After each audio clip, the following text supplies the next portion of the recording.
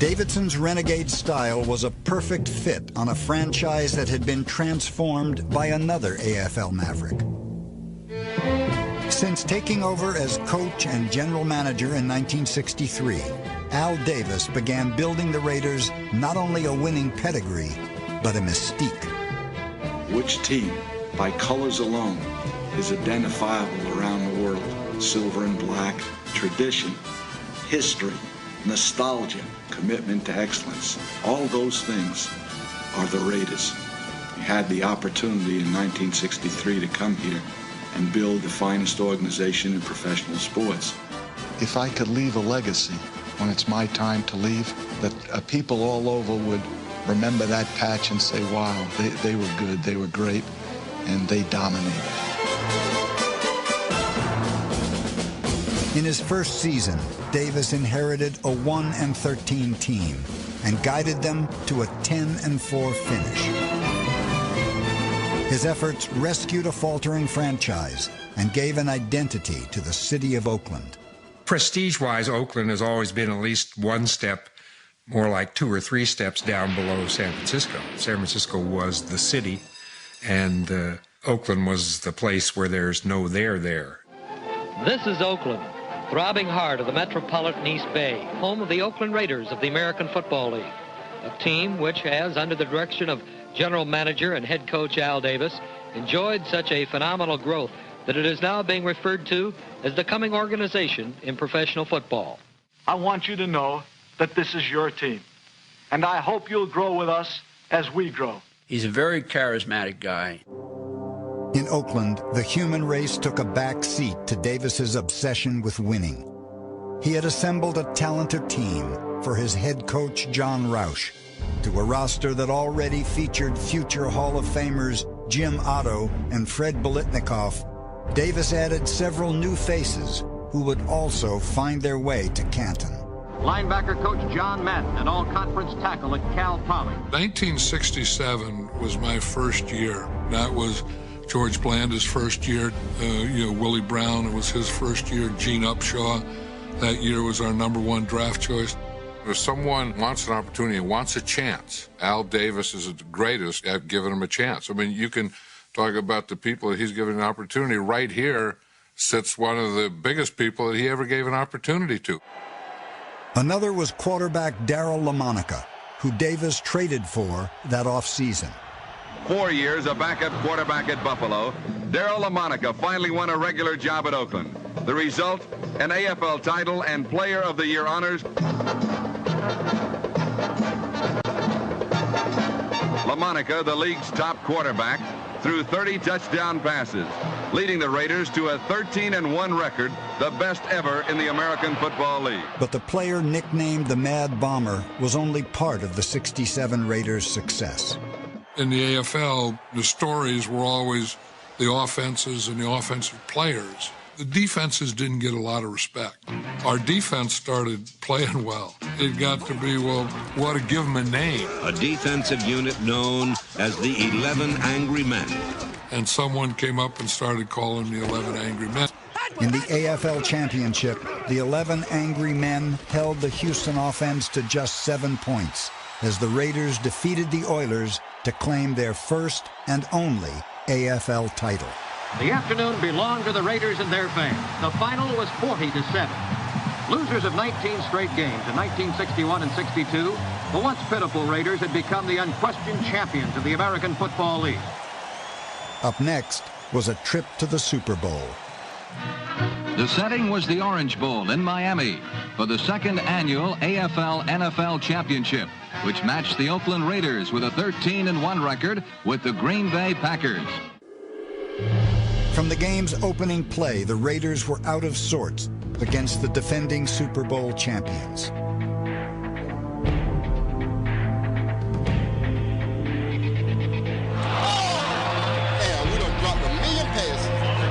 An offense that averaged over 33 points per game was held to just 14. Just can't get nothing going, rolling, you know what I mean? You have him, right. I have him. You have him on a play pass, right? Right, on the play pass, yeah. LaMonica made one more costly error. Herb Adderley anticipated the play and went for the ball.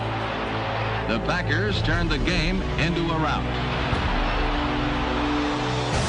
You know, I mean, they were a great team, but I think we were a lot closer to them than that score. We were so good that year, and I thought there were going to be a lot of Super Bowls. I thought that that was the beginning of a real dynasty for us. For the second straight year, Coach Vince Lombardi received the championship trophy from Commissioner Pete Rozelle. A wonderful performance by a fine football club and a great coach.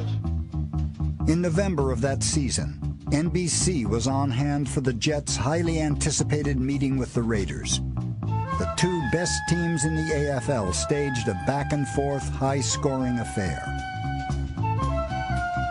With 65 seconds left and just before 7 p.m. Eastern Time, Jim Turner kicked a field goal to put the Jets ahead 32-29. At 7 p.m., NBC was scheduled to air the children's movie Heidi. And we came up to that magic hour, and I thought, well, I have not been given any countermanding order, so I've got to do what we agreed to do.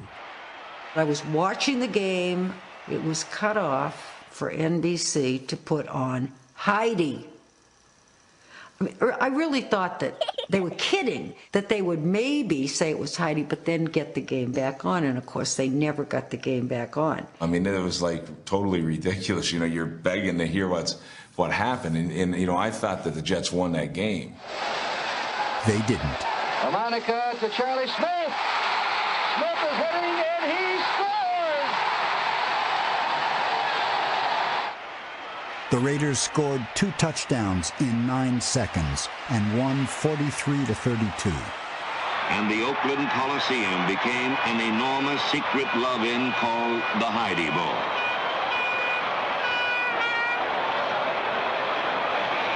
There were 10,000 phone calls of complaint to New York NBC alone. So many, the telephone switchboards blew out their fuses. NBC apologized for the error, but by then, Oakland had scored 2 touchdowns in the last minute, had beaten New York. The game was over. The fans who missed it could not be consoled. That was the greatest promotion that the AFL ever had, was the Heidi game. It was a front-page story on the New York Times the next day. New York Times doesn't run sports stories front page unless it's a big thing. And there's a lot of stories then written about that the AFL was much more popular than anybody ever thought it was. And it was. The Jets and Raiders then met 6 weeks later for the AFL Championship. This time not in sunny Oakland, but cold and windy New York. Late in the game, LaMonica and the Raiders trailed by 4, but were poised to make another last-minute comeback. But this time, unlike the Heidi Bowl, the Jets' defense and a timely gust of wind stopped the Mad Bomber in his tracks. LaMonica back to pass, looking, throwing a swing pass behind. He threw the ball behind Charlie Smith. It's covered by the Jets. That was a lateral pass. It was not a forward pass. The Jets were headed for the Super Bowl. On December 20th, the Western Division champion Oakland Raiders prepared to meet the Houston Oilers in the American Conference playoff. On this day, outstanding young coach John Madden must have pondered the preceding 14 weeks. He well remembered the experts' predictions that 1969 would be the biggest challenge the Raiders ever faced. He remembered the injuries and the weeks of strain and struggle that began against the same Houston Oilers. Opening day was a beautiful combination of sunshine and spirit. The Oilers were not impressed with the Raiders. They unveiled their jack-in-the-box rookie receiver Jerry Levias, number 23, and Houston scored 10 points. But the Raiders had a master jack in safety Dave Grayson, number 45, and his interception created the first scoring opportunity of the game early in the first quarter. Behind number 70, guard Jim Harvey's key block, Charlie Smith swept for the TD. Moments later, Grayson again intercepted, and the silver and black once more threatened to score. It was no idle threat, as Gene Upshaw, number 63, led Charlie Smith into the end zone. The 14-10 advantage held until late in the game, when Houston skidded into a 17-14 lead. The Raiders needed a big play, a game breaker, and they got it from number 81, Warren Wells. It was a good, close game, one that portended things to come.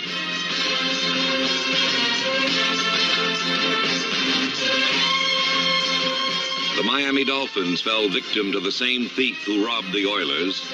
Dave Grayson's interception went 76 yards.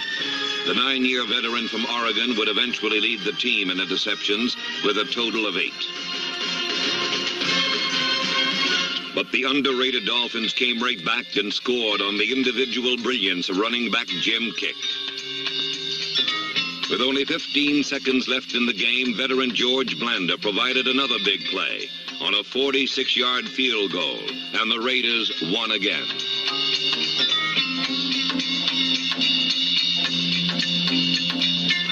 To 33-year-old John Madden, the first 2 games of the season left no doubt concerning the task facing the Raiders.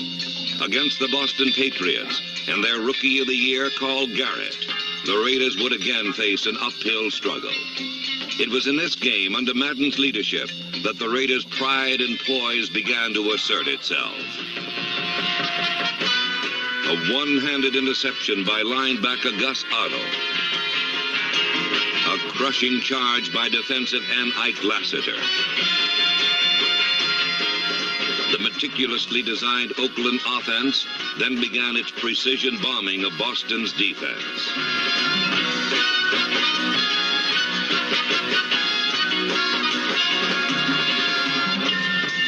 From any place on the field, any play can be 6 points.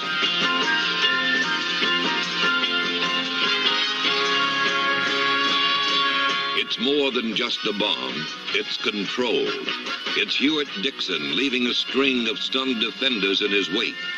Playing football for the Oakland Raiders means dedication, sacrifice, and struggle. It's yardage and touchdowns, not completion percentage.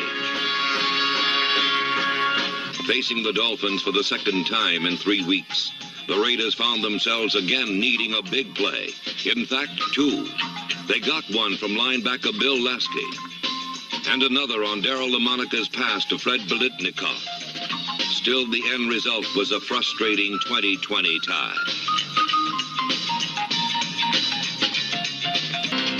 Last of the early season Eastern rivals were the Buffalo Bills with highly touted O.J. Simpson. Any hopes Buffalo might have had for an upset were strictly out of bounds. Darryl LaMonica and tight end Billy Cannon combined for an early Oakland lead. LaMonica went on to devastate Buffalo with 6 touchdown passes in the first half, and the Raiders remained undefeated during the first 5 weeks. In San Diego, however, the Chargers were more than anxious to see that the Raider string ended at 5. John Hadle and number 19, Lance Allworth, excelled early.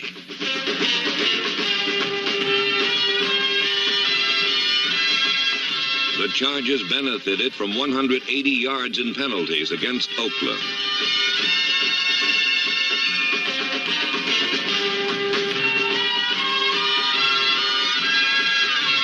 But loyal fans who made the trip down from Oakland were but momentarily disappointed.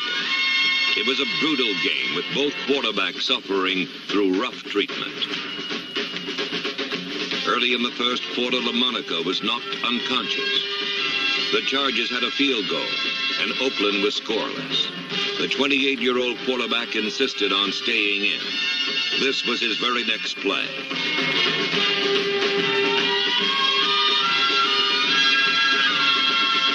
A perfect strike to Larry Todd. From then on, Oakland completely dominated. Pete Banaszak gained more than 120 yards. LaMonica's pass to the late and talented Roger Hagberg made it 24-12. The memory of Roger Hagberg will always be cherished. Great record and the 1969 season in jeopardy. The Raiders managed to settle down from the upset at the hands of the Bengals and defeated the Denver Broncos 41-10. Linebacker Chip Oliver opened the Oakland scoring.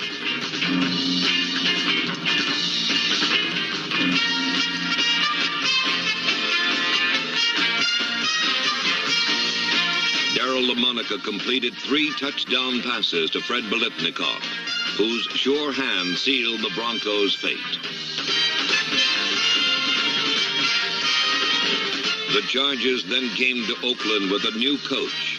The Raiders were no kinder to the new one than they were to the old.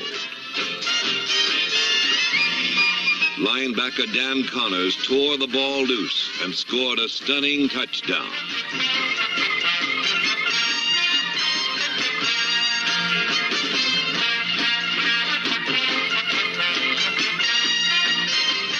When San Diego pulled ahead late in the game, LaMonica and Warren Wells again provided the big play in the 21-16 victory, and Oakland had taken a big step toward regaining first place. The San Diego series had been a real foot race, but the Raiders were victorious and turned toward the first of 4 crucial games. The Kansas City Chiefs, brooding, intense, still stinging from last year's humiliation, were the first hurdle, and were favored in this game at home. They took the lead on a McVay sweep.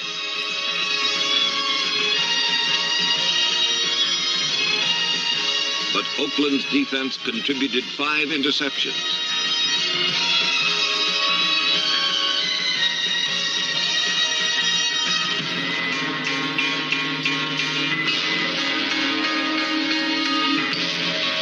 One by aggressive George Atkinson went for a touchdown.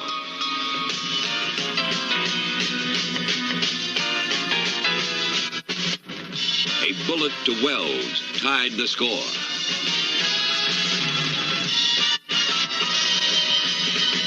In the second half, Dan Connors scored his 5th career touchdown by galloping 75 yards for the winning 6 points.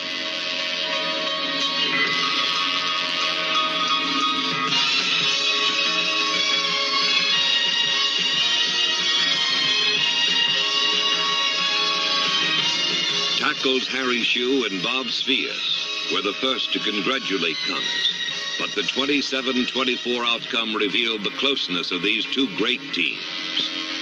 The Raiders left a soggy field in Kansas City to find a cold one in New York.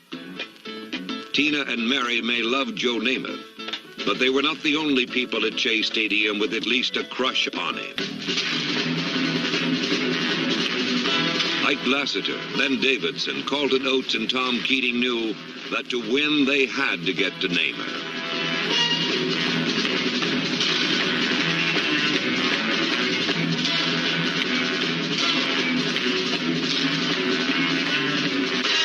While Mr. Namath received visitors all day, Mr. Biletnikoff simply received.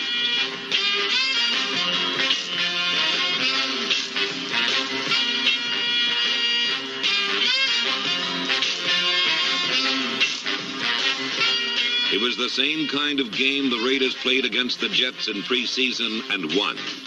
Charlie Smith and the ground attack were potent.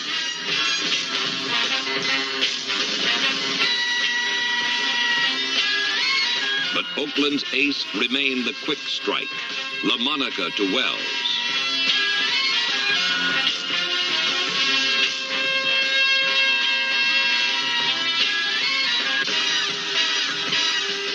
The special teams, men like Bill Budness, Wayne Hawkins, Al Dotson, Art Shell, Dwayne Benson, Howie Williams, Drew Bowie, George Beeler, and Jackie Allen all got a shot at the world champions. Number 36, Lloyd Edwards, once stole the ball to set up a Raider touchdown. For Darryl LaMonica and the rest of the Oakland Raiders, it was a day of supreme satisfaction as they defeated the Jets 27-14, avenging last year's championship game. Beating the world champions was a memorable experience, but Coach John Madden also remembered his only loss. 40 Oakland Raiders remembered as well.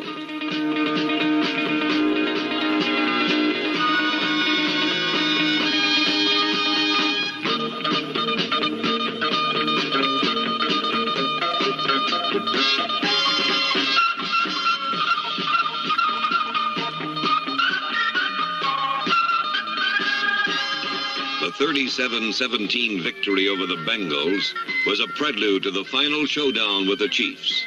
A showdown for supremacy in the Western Conference and home field advantage in the playoffs.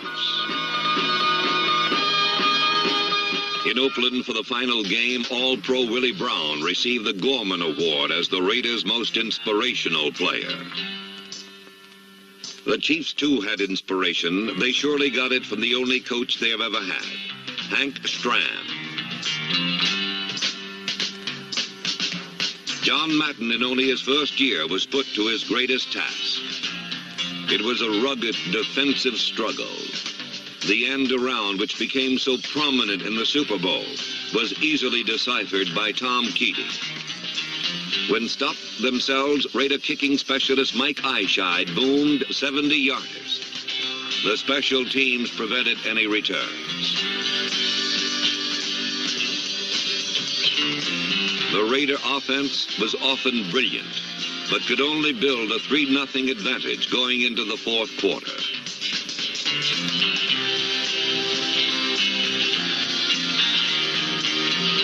At that point, LaMonica drove his club to the Chiefs' 8-yard line.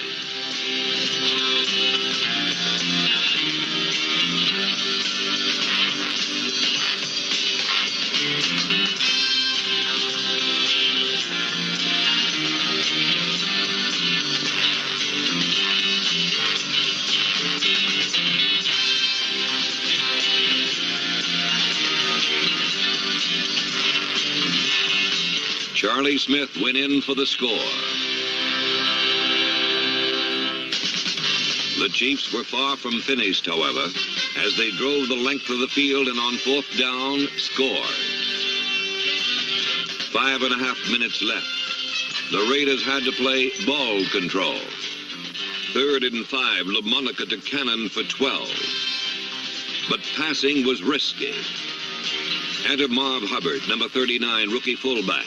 18 precious, time-consuming yards. Hubbard again.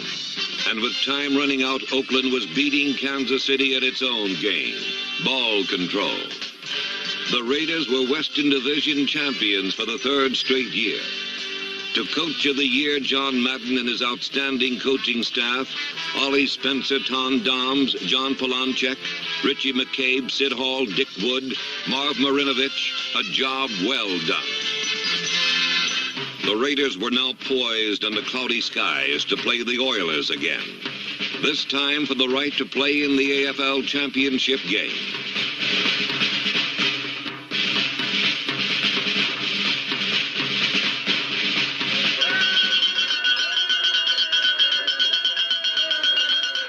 LaMonica to Biletnikoff, make it 7-0 early.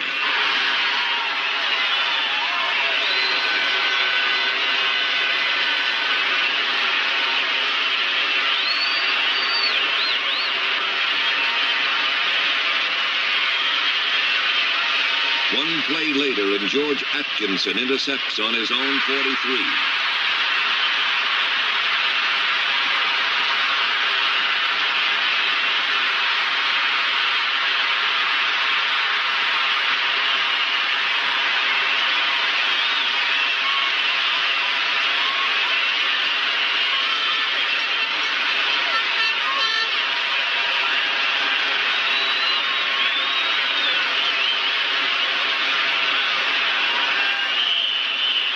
On the sidelines, Warren Wells is injured. He will be replaced by young Rod Sherman, number 13. Don't worry about that. You just run your pass. Okay?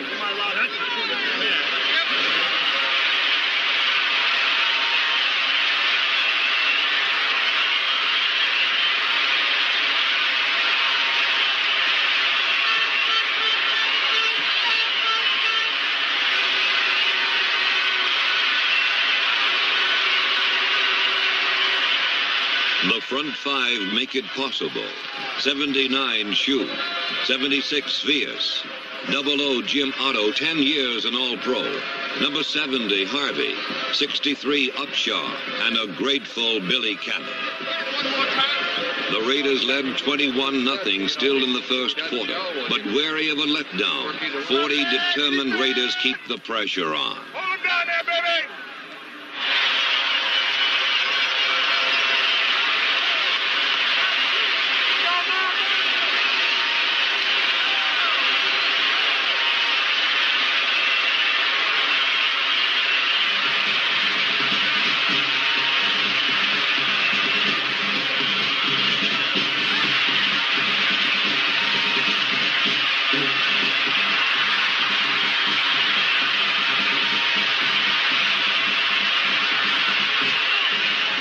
Rookie Marv Hubbard scores his first professional touchdown, and the Raiders have overcome every obstacle. All that remains the Super Bowl and the World Championship. But first, they must beat the Chiefs for the third straight time.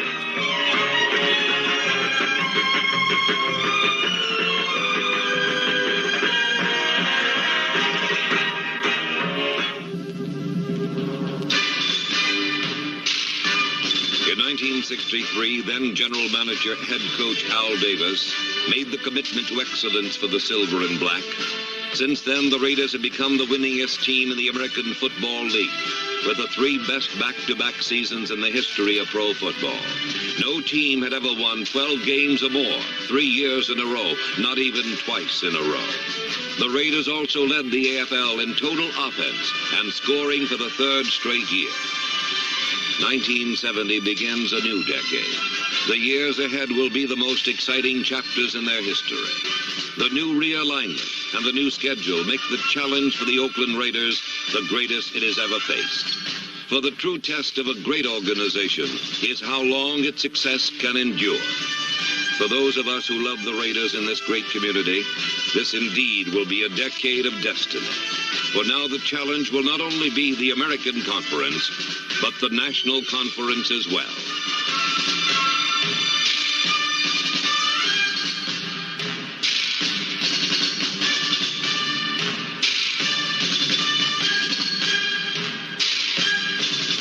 Ageless George Blanda celebrated his 45th birthday by arching a bomb to tight end Raymond Chester.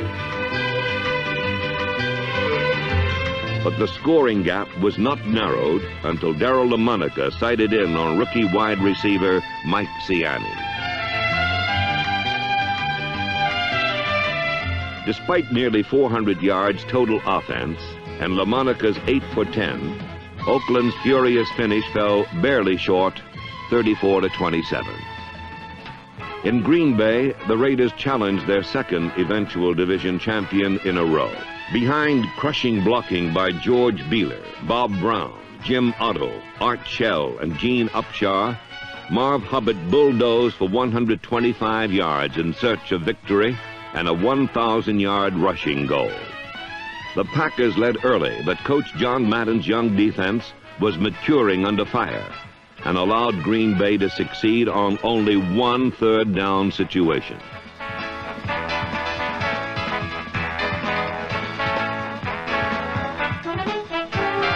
Jack Tatum's recovery and record 104-yard return exemplified the alert Raider defense, which held the Packers scoreless for the last 43 minutes of an inspired 2014 victory, in which Oakland completely dominated play.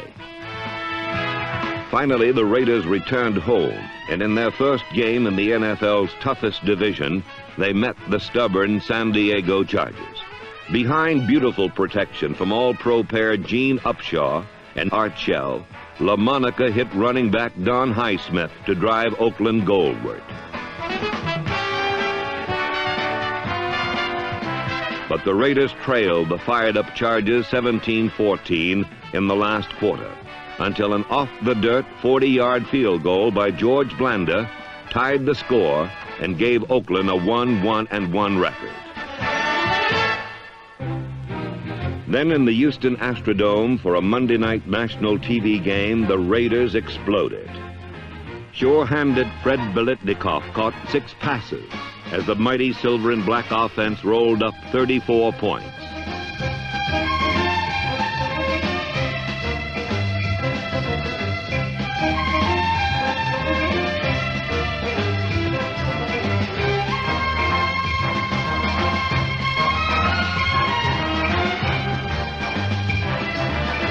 While Stabler hit Bob Moore for 1 score, the defense, led by Art Toms, number 80, chosen NFL Defensive Player of the Week, shut out the Oilers.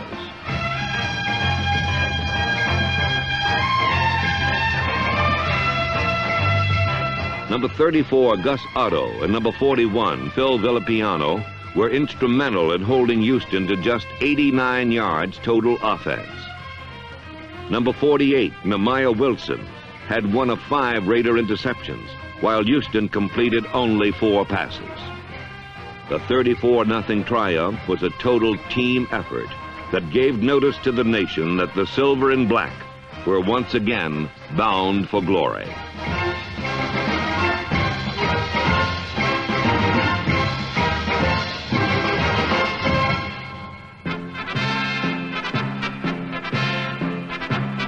In Week 5, the Buffalo Bills visited Oakland, and the man to get was O.J. Simpson, who gave the Bills a 16-7 fourth-quarter lead by rushing for 144 yards and paying for every yard he got.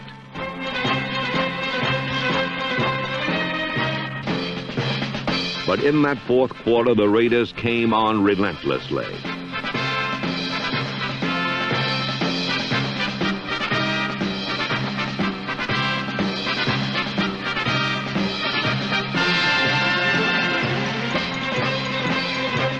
Number 28, Clarence Davis, slashed in for 1 score, and then rode behind pulling guard Gene Upshaw to add to the Raiders' 21-point last-period explosion, as the Silver and Black won going away, 28-16.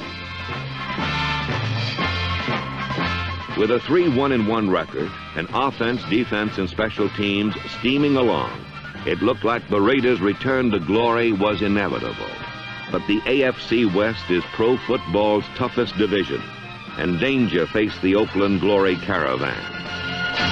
7, the Los Angeles Rams walked into a cyclone as the Oakland Raiders faced a must-win situation in their championship drive. Raider broadcaster Bill King described it all on KNBR Radio. Here's the move on the ball, and a kickoff by DePoister. He gets into it very well.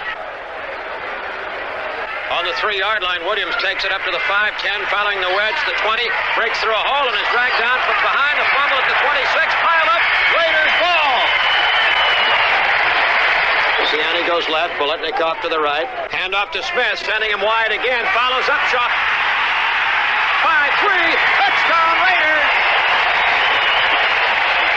They split Klein out and slot Rensel inside him. Back goes Gabriel up the middle. He throws. Intercepted by Tatum at the 45. Falls, gets up, runs to the 50. And he's dancing his way down to the 40-yard line. Only brought down from behind at the 37 by Gabriel. LaMonica gets to Davis, sweeping to the left. Has Upshaw in front. He's at the 10, the 5, the 3. Touchdown Raiders! He was finally stopped, but too late by Isaiah Robertson.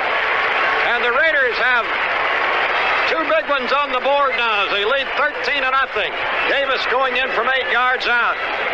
Even man alignment with McKeever in that gap in the middle on defense. Back goes LaMonica to pass. He looks. He's throwing deep for Biletnikoff behind Clark. And he's got it! Touchdown Raiders! Holy Toledo. The Raiders in 6 minutes and a half of football have grabbed a 20-0 lead over the Los Angeles Rams. And the Cyclone roared on as newcomer Otis Sistrunk, Gerald Irons, and Horace Jones closed down the Ram offense.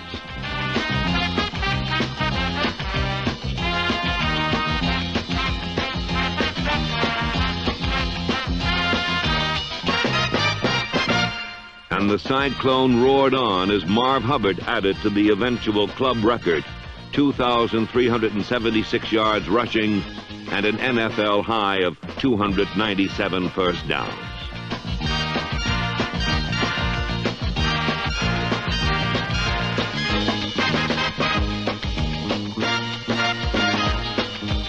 LaMonica to number 40, Pete Banaszak, put the Raiders in position for yet another score. And the Cyclone roared on. Now the Raiders will go 1st and 10 with their offensive unit. LaMonica play fake, back to pass. He's going to go deep. He's throwing to a wide open Chester. Touchdown Raiders! Brown playing up nose to nose with Snow. Back goes Gabe to pass. He looks, sets up. He's in trouble. Runs to the left. Throws on the move. Batted up in the air. Willie Brown still fighting for an interception. He's got it at the 30 and goes out of bounds on the 26-yard line. Beathard back to pass. Pumps. Setting up deep. Looks to throw the screen. Intercepted by Villapiano. The 20. The 30. The 40. The 50. He's chased by a man. He gets away at the 40, the 30, the 20, the 15, the 10. Touchdown, Villapiano!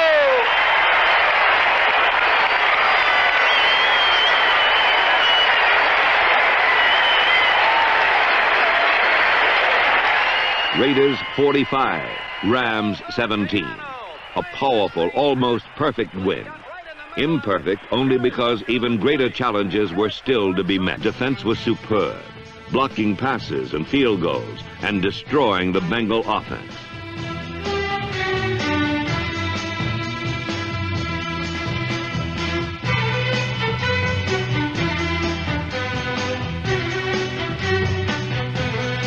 Behind disciplined, almost flawless blocking, Charlie Smith raced for 146 yards.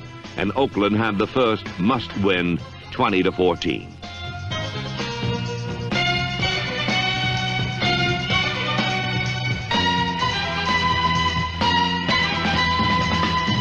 In Denver, pressure mounted, but the Raiders were ready. Oakland defensive mind and muscle were magnificent, as first-year fine Otis Sistrunk, number 60, was everywhere.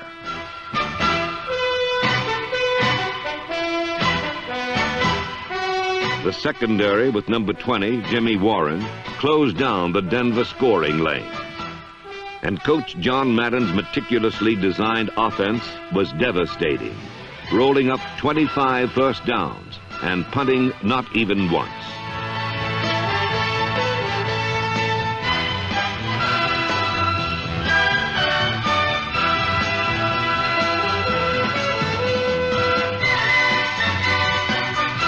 Fred Biletnikoff continued his march to another AFC receiving title as the proud, poised Raiders met the test with must-win number 2, 37-20.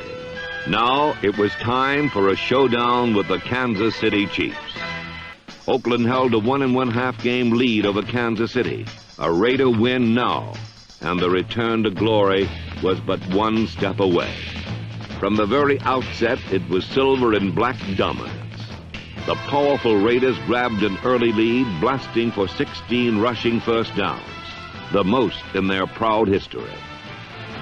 Just 3 weeks earlier, they had been humiliated in Kansas City, but the Raiders never lost sight of the championship goal. They grew tougher, more determined. The Chiefs learned this, and Bill King described it. Now it's Siani to the left. Biletnikoff to the right against Marsalis. Back is Lamonica. Throws for Biletnikoff. Touchdown Raiders! Biletnikoff is having words right now with Marsalis. Fred caught that ball after quite a physical battle with Marsalis in the right corner of the end zone. He went on out of the end zone, and then instead of slamming the ball into the turf, he ran back in about 10 yards to where Marsalis was and defiantly slammed it in the turf in front of Marsalis.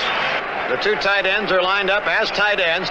Back goes Darrell to pass. He's looking for Smith, but instead goes down the middle. Chester, touchdown Raiders! Holy Toledo! What a great call! 19 yards and a Raider touchdown to make it 22-3. Chester had gotten free at the 5 and was all alone in the end zone 2 yards in. The Raider lead ballooned to 26-3 and stayed there, protected by number 43 George Atkinson and the entire silver and black defense. It was all over, and more than 54,000 loyal Raider fans knew their team needed but one more win to gain the division championship, their 5th in 6 years. A large group of Raider boosters followed their team to San Diego in Week 12, anxious to see the division title clinched. The defense was sharp, earning breaks for the offense.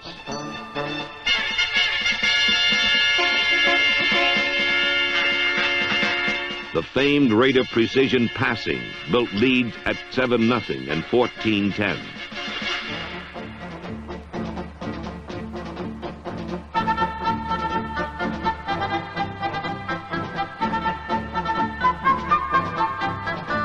But the Chargers rallied and late in the last quarter led 19-14 and were threatening to score again. The Chargers now have a brilliant opportunity to put this game away. Here's Williams to the left, Garrison to the right. Hadel is going to go to the air. He's back to pass. He throws deep to the end zone. Batted up in the air. Intercepted by Dan Connors. It was a deflection hit into the air by Willie Brown. And Connors came down with a pass. And the Raiders stopped the Chargers without 6, without even 3 on that drive. Even after Dan Connors teamed with All-Pro Willie Brown for a crucial interception, the threat continued. But it was as if the Raider fans willed a missed kick and all that followed. Trailing by 5 points with time draining away, the silver and black marshaled the attack team. Darryl LaMonica began a relentless move on the Charger goal. He rifled one to Mike Ciani, who was injured on the play and replaced by number 21, Cliff Branch.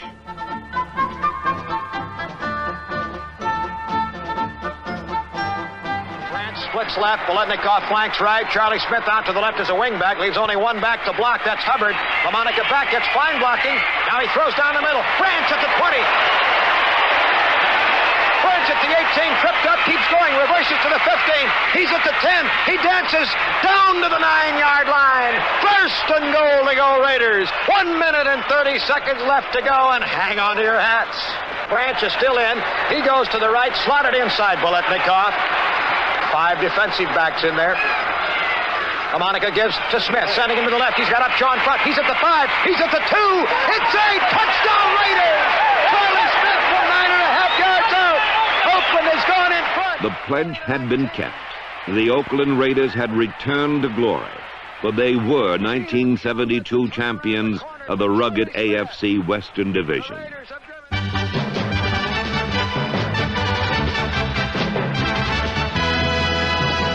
In Week 13, the Raiders and Jets played before the largest TV audience in Monday Night Pro Football history.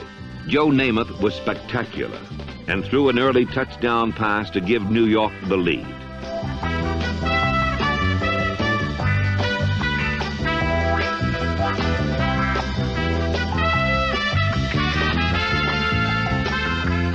But the now battle-wise Raiders played sound team defense, and 39 passes later, the Jets had been prevented from scoring even one more touchdown.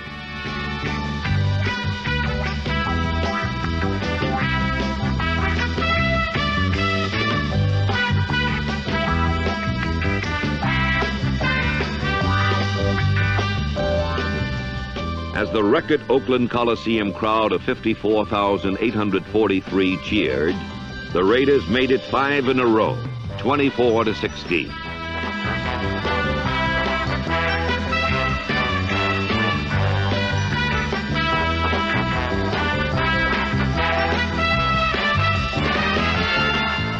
Game 14, and Marv Hubbard, who finished with a record 1,100 yards rushing, was presented the annual Gorman Award. Then Clarence Davis and the offensive line buried the Bears before a 38th consecutive sellout crowd, and Oakland entered the playoffs with a 10-3-1 record.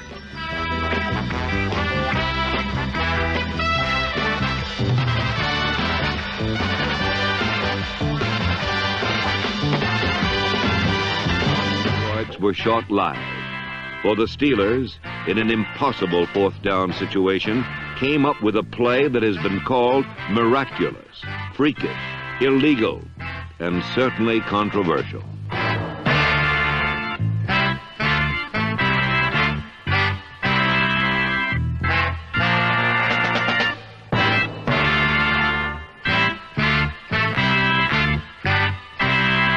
As suddenly as the Raiders had forged ahead, their 1972 season ended. But a moment of defeat cannot erase years of glory.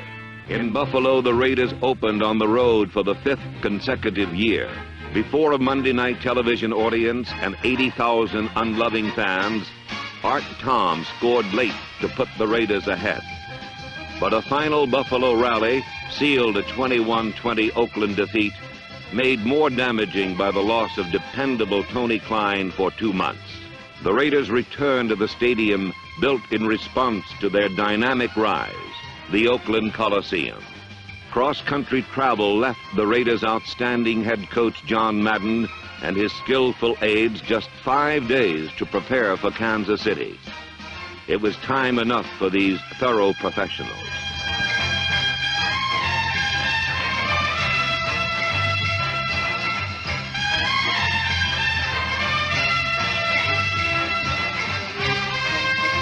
Mike Ciani was on the receiving end of one Ken Stabler strike. And then the diverse Oakland attack sprung Pete Banaszak for 20 and a touchdown. The silver and black defense was overwhelming. And number 58, Monty Johnson, stormed for one of 4 Raider sacks. He also grabbed one of 5 Raider interceptions that limited the Chiefs to only 86 yards passing.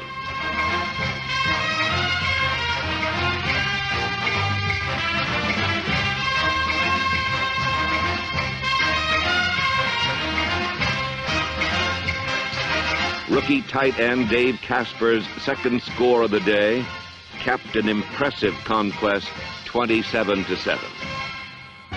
In Pittsburgh, the Raider defense was overpowering, making quarterback Joe Gilliam's day a disaster.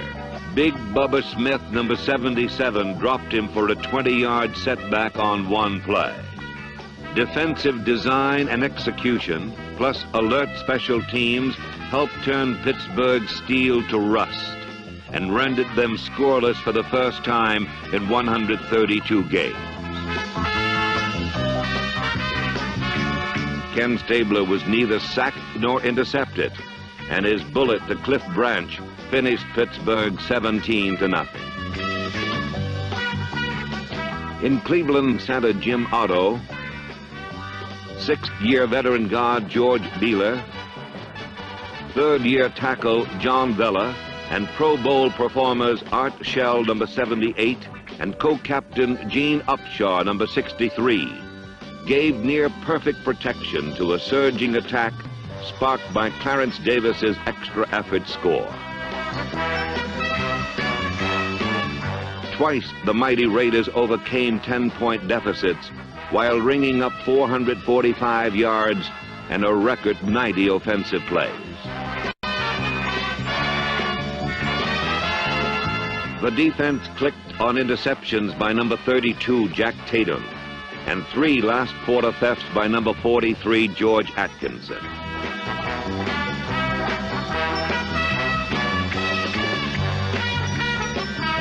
Number 24, defensive captain Willie Brown, picked off another as the Raiders rolled for 40 points, en route to becoming 1974's top-scoring team. In San Diego, Coach Madden's wandering war wagon was on the road for the 4th time in 5 weeks, and the defense was angry.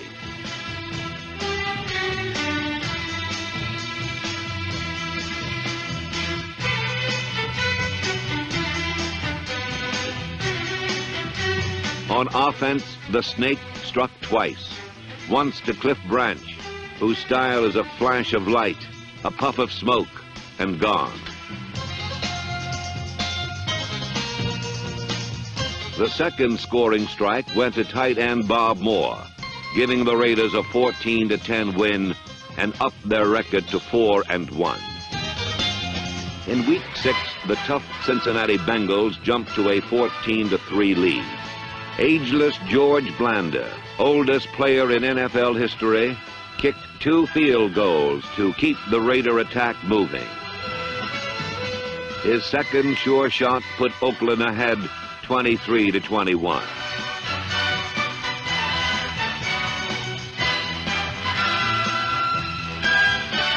But the Bengals bounced back and led 27-23 with but 1 minute 36 seconds to go. Daring comebacks are a Raider trademark, but the silver and black needed more than just a field goal. With practiced calm and poise, Ken Stabler marched them goalward.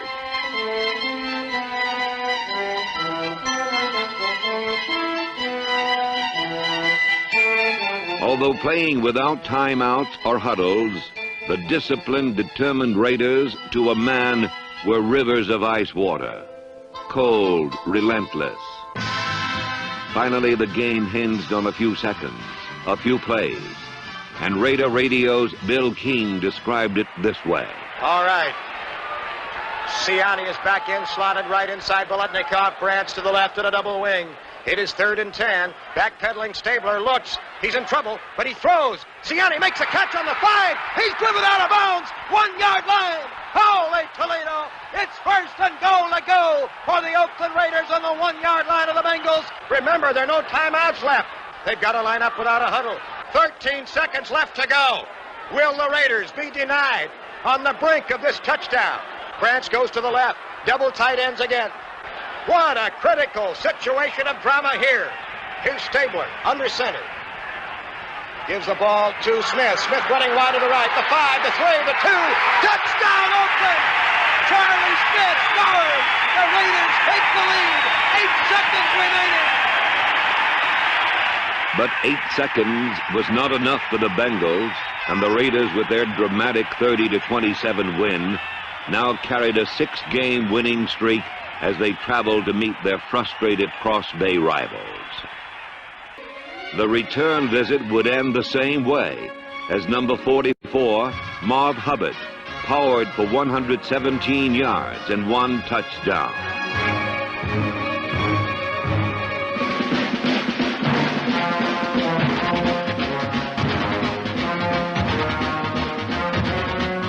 Hubbard's act was followed by still more fireworks.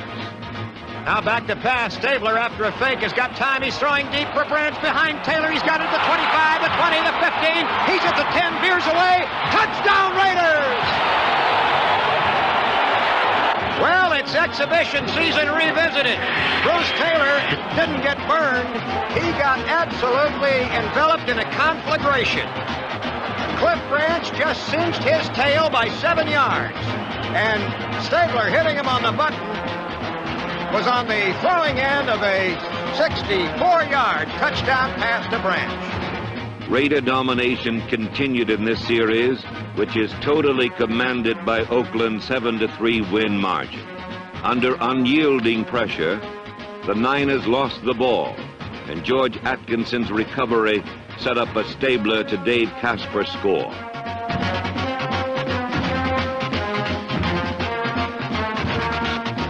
Then Ray Guy, pro football's leading punter, boomed a cloud scraper, and the 49ers return man wilted in the face of angry coverage. Number 34, Harold Hart, zoomed 40 yards to end the San Francisco earthquake of 1974, 35-24.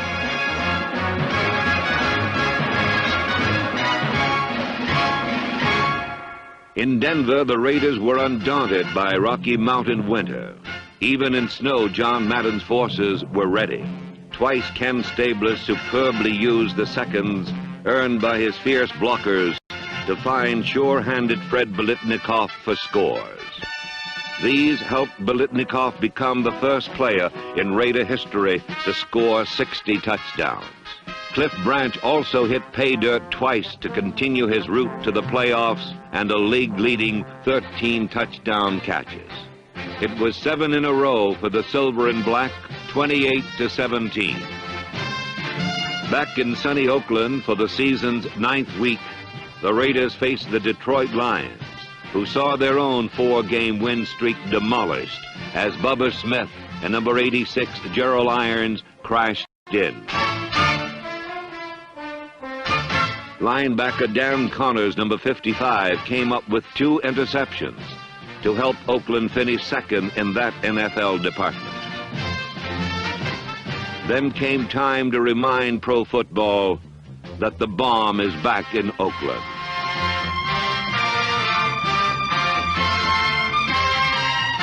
Raider runners blasted out 284 yards. Led by veteran Marv Hubbard and newcomer Harold Hart, products of a scouting operation that Newsweek magazine labeled 1 part fanaticism, 1 part CIA, and 1 part genius.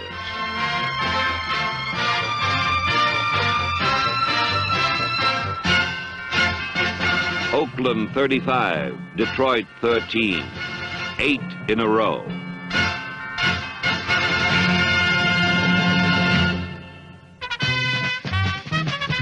The San Diego Chargers came north with lightning bolts on their helmets. But the real lightning in the Coliseum wore number 21 in silver and black.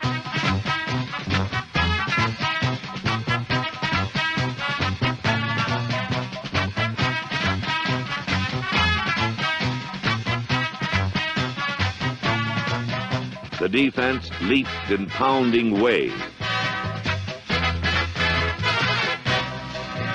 It rose highest when challenged, as Gerald Irons and Skip Thomas, number 26, destroyed final Charger hopes.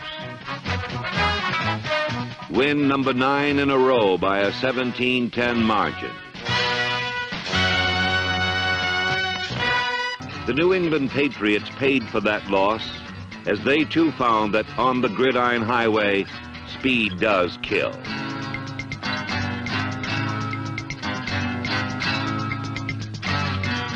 It was an enormous love-in for loyal Raider fans as Stabler hit Branch, Biletnikoff, and more.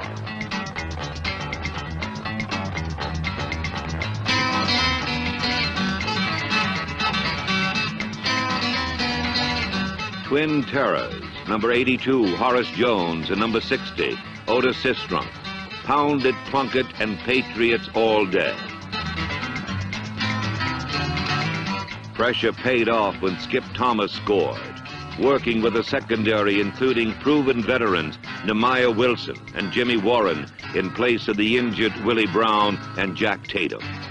Then rookies Larry Lawrence, number 13, and Harold Hart ran the option to finalize an Oakland victory 41-26. In cold, windy Kansas City, the Raiders played the Chiefs for the first time in a decade without a championship at stake. Throughout the bitter day, the Oakland defense made big plays as Horace Jones recovered and rambled 45 yards.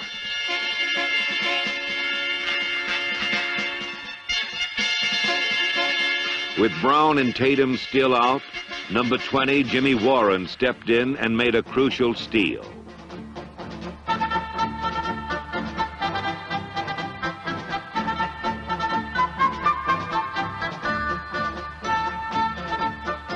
Then, in a tense finish, veteran quarterback Darryl LaMonica hit Cliff Branch for a narrow 7-6 Raider win.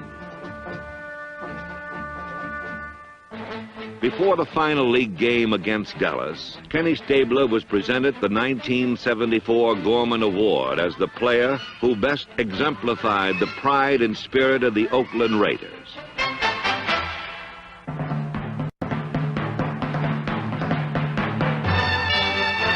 Then a national TV audience saw the Raiders bound for glory with Fred Biletnikoff leading the way, while achieving his 8th consecutive season of 40 or more receptions.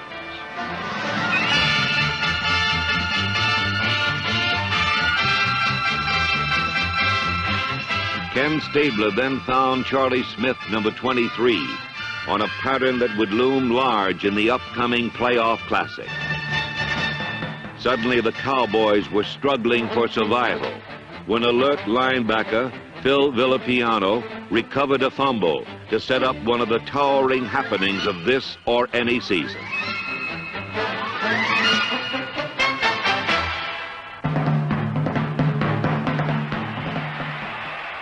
Now, Raiders attacking unit takes over on the 28.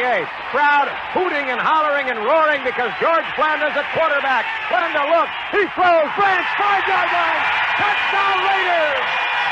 And Superman does indeed live in Oakland.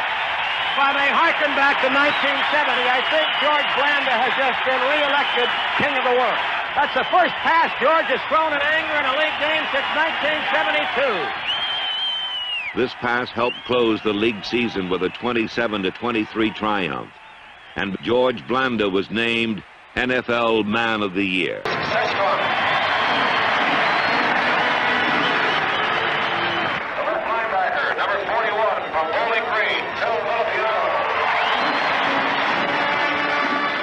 From the opening kickoff, the Raider Dolphin playoff exploded with excitement as Nat Moore raced 89 yards to score.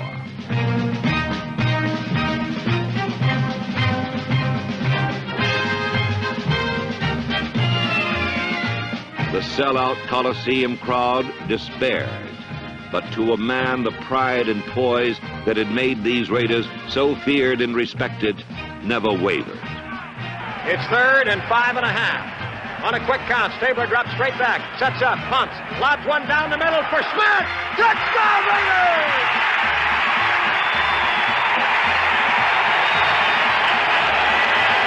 The crowd comes apart at the seams as Charlie Smith catches one from 32 yards down the middle. The identical pattern and play that Smith ran and Stabler hit him on against the Dallas Cowboys. Biletnikoff missed by inches, but radio's Bill King and the NBC TV crew of Kurt Gowdy, Don Meredith, and Al DeRogatis alternately described the heroics that followed. The ball on the 13, 2nd and 10. Stabler back, looks left, throws right. Biletnikoff, a leaping catch, touchdown Oakland! Fred Biletnikoff just made a miracle catch with Tim Foley all over him. Stabler did a good job of looking off the defense, but the ball, which was actually deflected once off Biletnikoff's hands when Foley contested it, and the right sideline of the end zone was grabbed back by Fred as Foley kept his pressure on, landed on top of him. Biletnikoff has 6 receptions, 86 yards, 1 touchdown. They're going to the air now. Here's the deep one to Branch, deep. He's got it! An amazing catch by Branch. And he scores! Branch scores!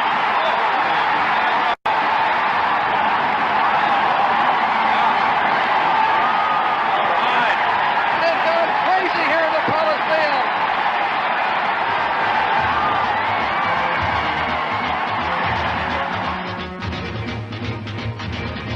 Miami trailed 21-19, but they had not become 2-time world champions by giving up. They roared back and powered into the end zone to lead again, 26-21. With only 2 minutes and 1 second left, and professional football's most disciplined defense to overcome, Oakland Raider hopes seemed to hang on the most slender of threads. Stabler led the charge. To Fred Biletnikoff for 18, and then 20 more. 40 seconds. To Frank Pitts for a crucial, heart-stopping 5 yards. Now it was do or die. This is a classic playoff game, just like the Miami-Kansas City game on Christmas Day. It is a classic. 3 years ago. No question, these are two of the very finest football teams we have this year, and they're putting on a great show. Here he is, fading, looking. He's under the gun. He's caught, he throws. It is! Oh, he caught it! He caught it! Unbelievable!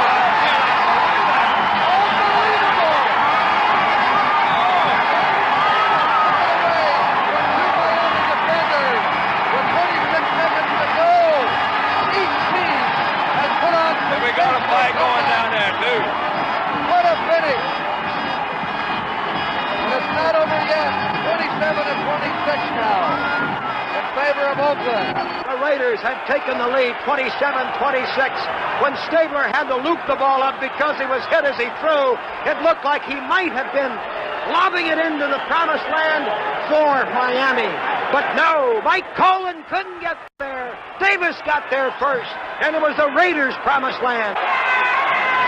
They need 3 to win it, though. That's important, but there's only 21 seconds. Greasy retreats to the left. He goes way up the middle. Intercepted Filipiano at the 50. Time running down. 13 seconds to play. Oakland football. And I think Oakland victory. It's 13 seconds away from confirmation. The crowd going wild here at the Coliseum. Madden, in his delirium of joy, goes about 20 yards out onto the field to welcome the defenders and Filipiano. Filipiano gives Madden the football. He displays it for all to see. I guess Alameda is still the house of miracles, huh? The house of thrills. You'll never see a better game than this one, ladies and gentlemen. I'm sure you'll agree. Frankly, it was maybe the greatest football game I have ever seen. It was just incredible. The Orange Bowl, with the mighty Raiders determined to again establish mastery by snapping Miami's 31-game home win streak. With number 30, Mark Van Egan, and number 40, Pete Banaszak, leading the charge, the silver and black crashed the end zone for 31 points.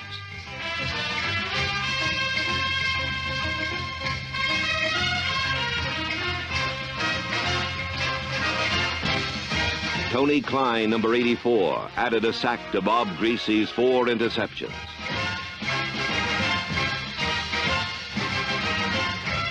Then Raider Radio's Bill King described the play that sealed the pulsating 31-21 win. Hart drifts back, takes it a yard into the end zone, hesitates, he's out, now he's got to run. He didn't want to. He gets a lane up the middle at 20, 25. He's got room at the 30, the 40, the 50. They may not catch him. He's got a convoy to the 30, the 20, the 10, the 5. Touchdown Raiders! Harold Hart, 101 yards. Holy Toledo! In Baltimore, the Raiders face the playoff-bound Colts. Number 80, Art Towns, led a defensive line thinned by a season-ending injury to Kelvin Korver in corralling Colt passers 6 times.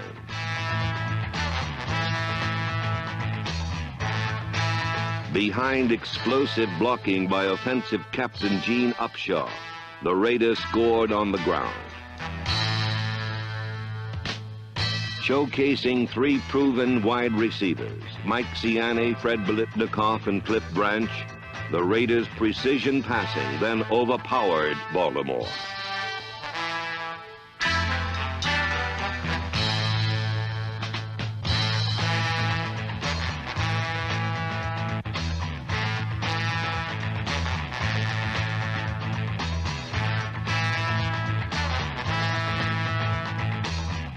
A touchdown by big tight end Dave Casper, number 87, helped Oakland rack up 31 points. Meanwhile, Colt hopes were shattered on plays like this by rookie cornerback Neil Colsey, another product of astute Raider drafting. In the end, Baltimore was stymied, awed by Oakland design, desire, and depth. In San Diego, the Chargers were held to just 5 first downs by the likes of aggressive Otis Sistrunk, number 60. Ray Guy, again the NFL's leading punter, deftly kept the Chargers down deep all afternoon. With quarterbacks Ken Stabler and Larry Lawrence hobbled, and Biletnikoff, Hubbard, and others sidelined, the offense relied on George Blander's field goals for a 6-0 victory. In Week 4 in Kansas City, the hot-handed Chiefs pranced for 42 points.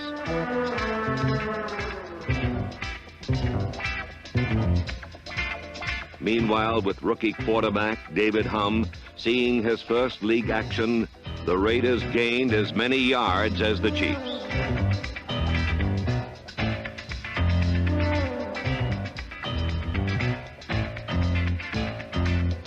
But with only 1 touchdown, the Silver and Black suffered their first loss of 1975, 42-10. In rainy Cincinnati, the weary Raiders were on the road for the 7th consecutive weekend. Defense owned the day, and alert linebacker Phil Villapiano owned 1 of 4 Raider interceptions. but the Bengals brought one back all the way to squeak out a 14-10 victory.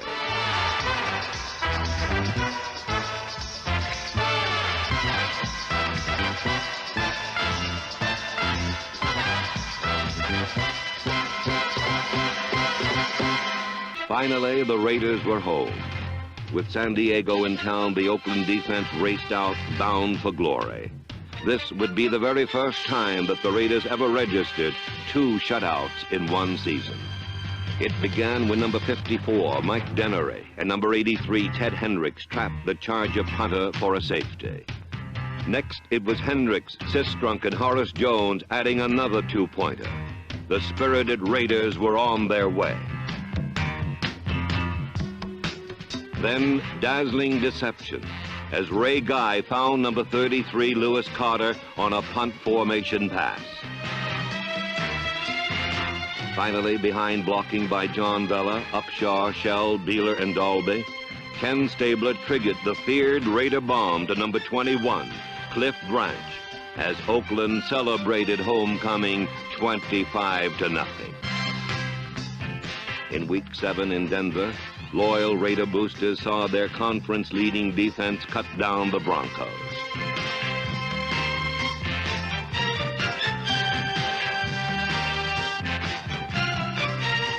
With sturdy center Dave Dalby, number 50, offering protection, Stabler hit number 25, Fred Biletnikoff, for 6 of Oakland's amazing 35 second-half points. Neil Colsey returned 3 punts for 127 yards, en route to an all-time NFL record 655 yards in that category.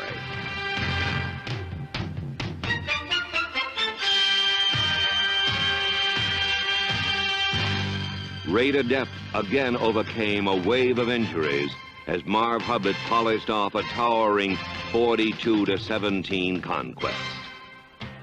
When the Saints came marching in Week 8, they ran into a poised Raider offense primed for points. With number 28, Clarence Davis, powering for tough yards, the silver and black poured over, around, and through the shocked Saints.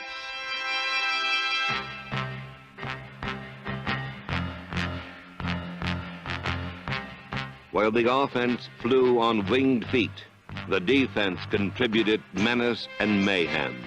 Relentless pressure on Saints quarterback Archie Manning forced this breakdown, which reliable George Atkinson, number 43, hustled back the other way.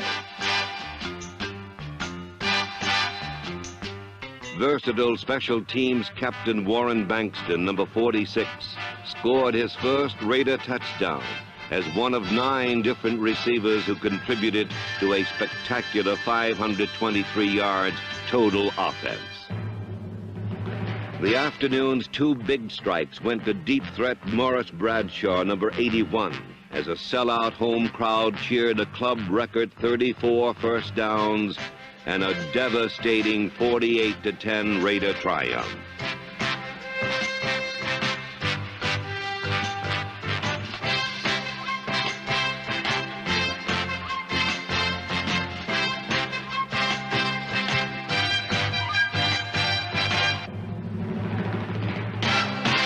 When the Cleveland Browns visited the majestic Oakland Coliseum, they found Clarence Davis on the run.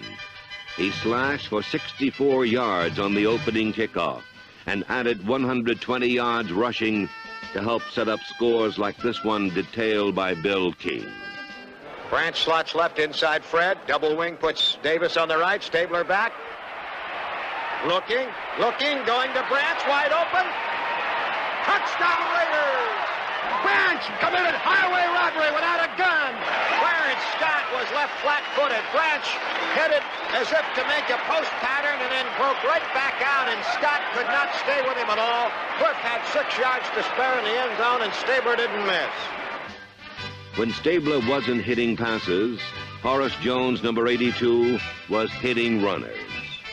In the air, the Browns met disaster against defensive captain Willie Brown, number 24.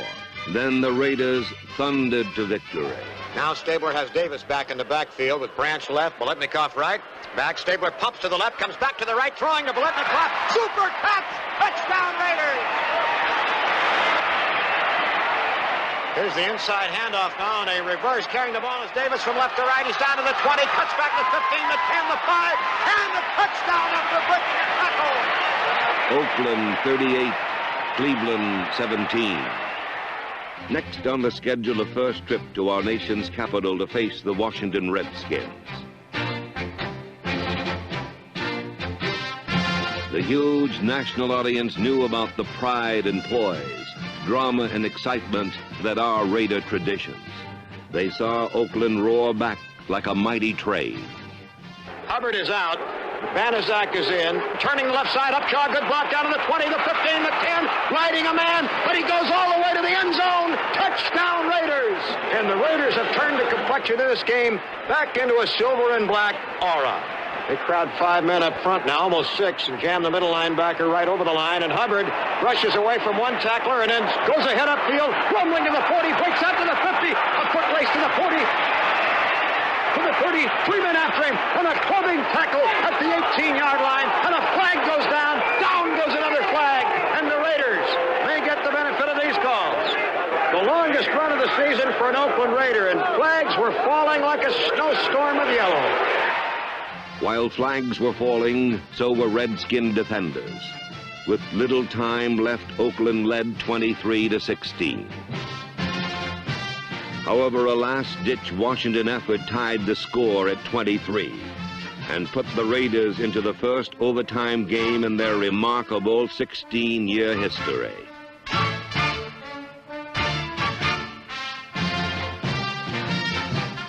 When the Redskins won the toss, the Raider defense responded to pressure and overwhelmed quarterback Bill Kilmer's attack.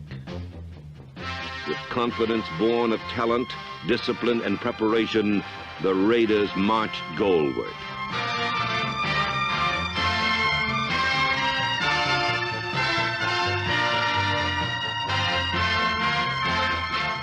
Finally, it was time for ageless marvel George Blanda and the field goal team to clinch the Raiders' momentous 26-23 triumph, ensuring an 11th consecutive winning season for the Silver and Black.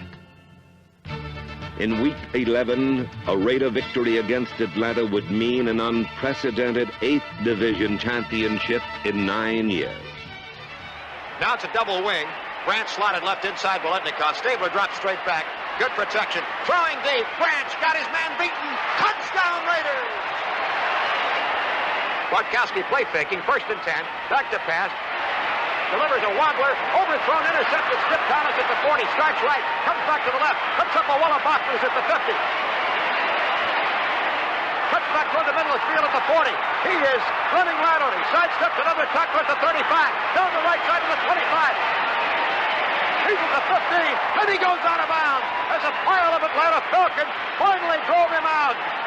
Skip Thomas on a dazzling dipsy-do return. 5 men jammed in. Back he goes, sets up quickly, looks right, looks left, can't find anybody. Comes out running. Little toss to Branch. Touchdown Raiders! Here's the pass on a screen to Van Egan at the 20. He's got a wall at the 10, the 5. Touchdown Raiders!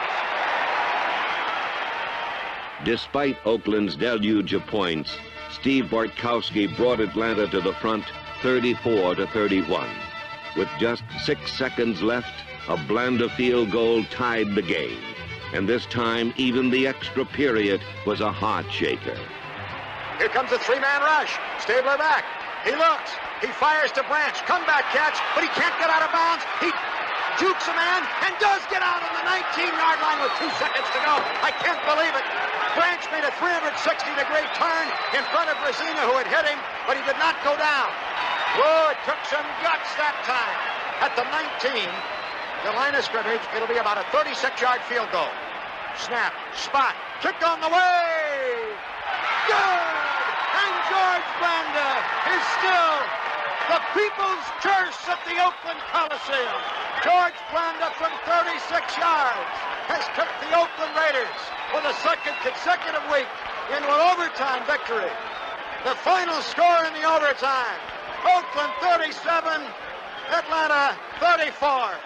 Next, a Monday night TV audience saw the Oakland Raiders, reigning AFC Western Division champions, go for 7 wins in a row. The defense was superb, as second effort had become first nature.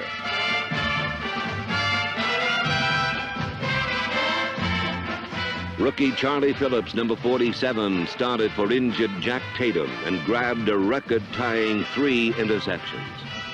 Ken Stabler guided the offense for 2 scores and an impressive 17-10 win. The Raider record now stood at 10-2. In the season's 13th week, the rejuvenated Houston Oilers were in Oakland for a game that was fiercely contested.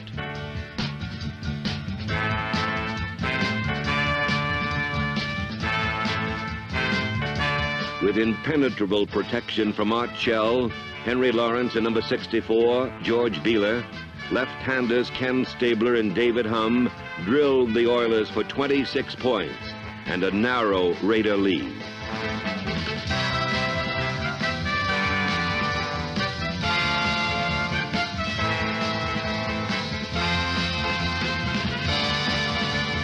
But the Oilers rallied and threatened to go ahead. Raider victory seemed assured when Skip Thomas intercepted in the end zone.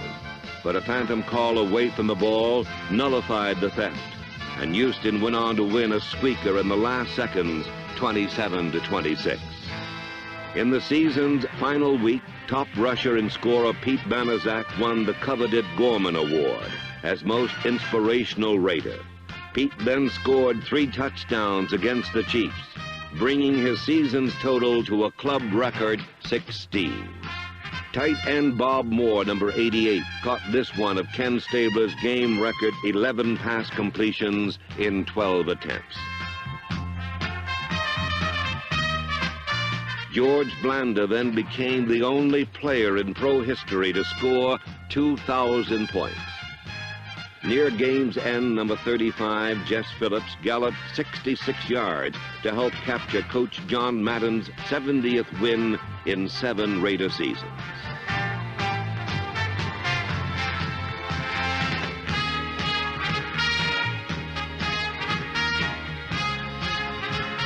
A defense led by Villapiano, Toms, Gerald Irons, and Horace Jones scalped the Chiefs 28-20 for win number 11. Ahead lay the AFC playoffs and the Cincinnati Bengals. There was no doubt that the proud Oakland Raiders were ready. Ladies and gentlemen, the Raider defense. And in, number 84, Tony Klein from Miami, Florida. At tackle, number 60, Otis Sistrom. At middle linebacker, Monty Johnson, University of Nebraska. Oh, say, can you see by the dawn's early light?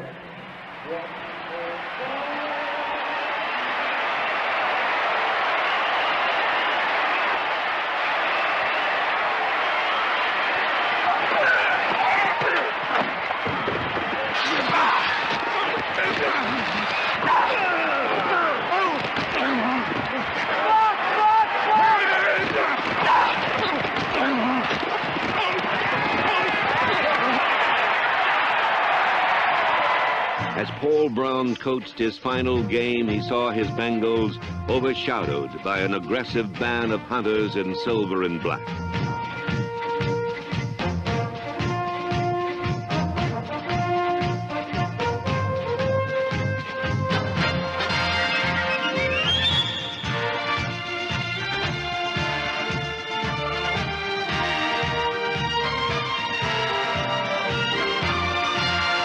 When the offense took over, Stabler followed Coach Madden's game plan and went right for the jugular. Mike Ciani's touchdown was only the beginning as the classy Raiders dominated and demolished, scoring time after time.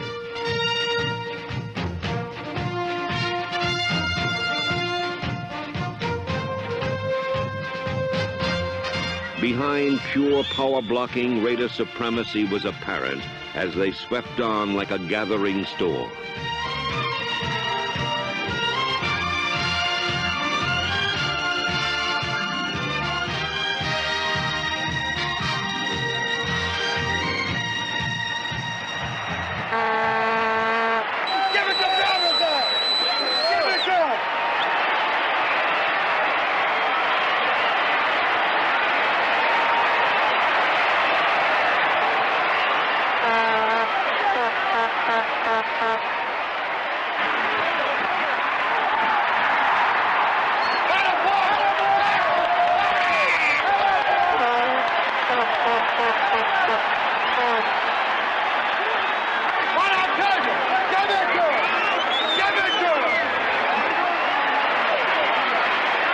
The Tiger was virtually caged when Dave Casper scored the last of Oakland's 31 points.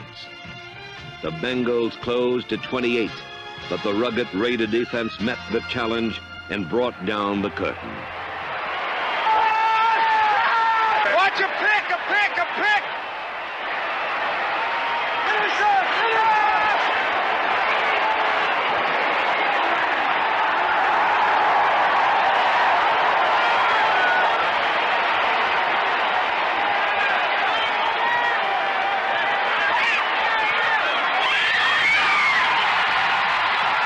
In 1975, the Raider organization maintained its total commitment to excellence, winning 12 in league and postseason play.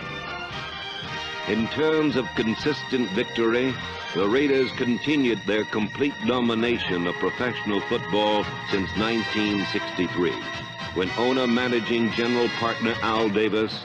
The Oakland Raiders banner has proudly flown atop the sports world throughout an historic decade. Since 1963, when Al Davis pledged to build sports' greatest organization, the Raiders have totally dominated football.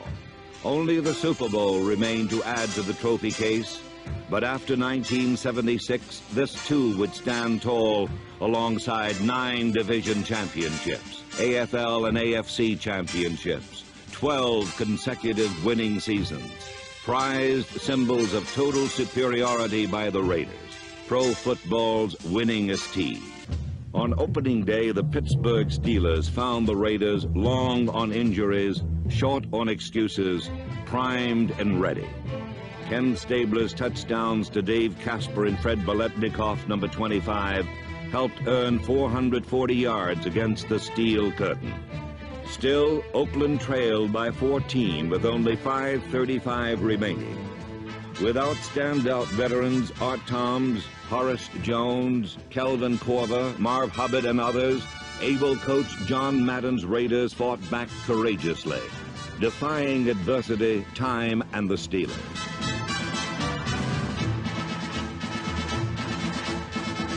Dave Casper capped a brilliant drive with a 10-yard score. The aroused defense controlled Pittsburgh, forcing a punt that special team captain Warren Bankston blocked and number 47, Charlie Phillips, fielded.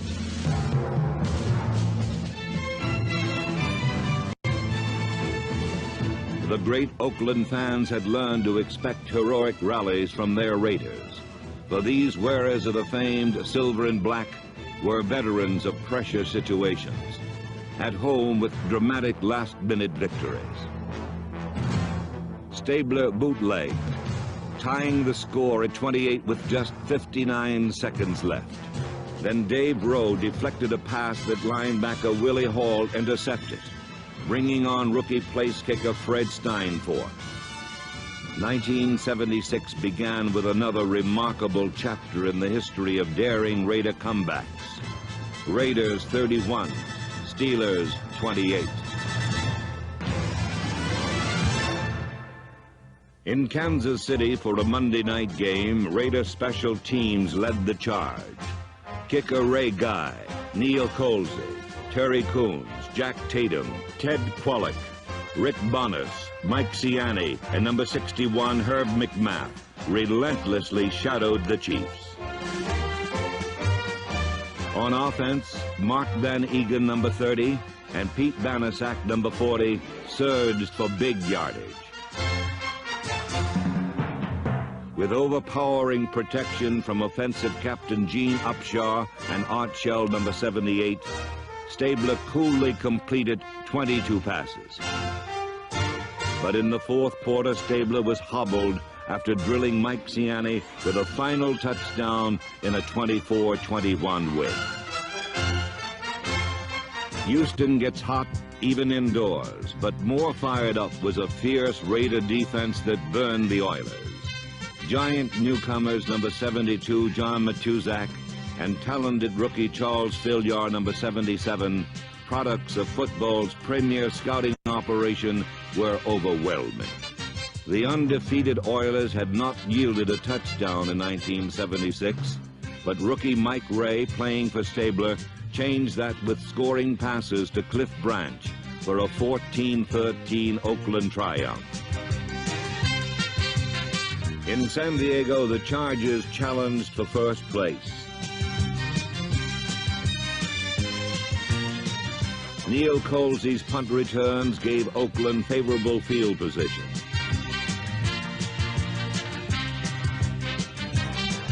Then Ken Stabler deftly unfolded the game plan developed by head coach John Madden and skillful offensive assistants Oliver Spencer, Tom Flores, and Lou Erber. Cliff Branch scored from 74 and 41 yards out as Oakland roared back 27-17.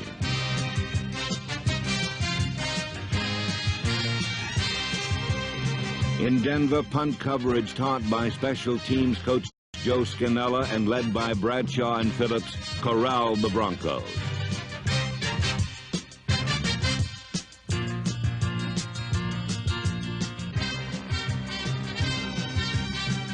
Van Egan powered toward his 1,000-yard season.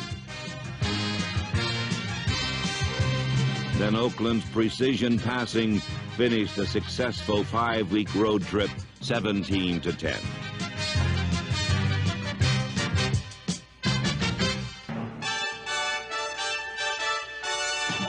Home at last, the Raiders hosted Green Bay. A scoreless battle exploded after linebacker Phil Villapiano made a key theft.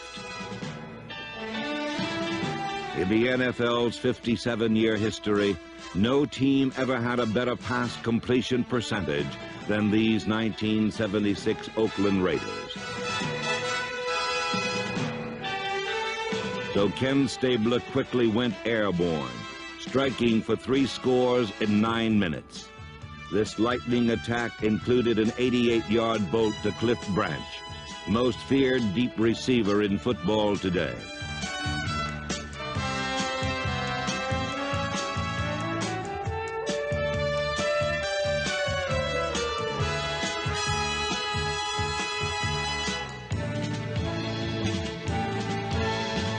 Then a clutch interception by number 26, Skip Thomas, preserved an 18-14 victory.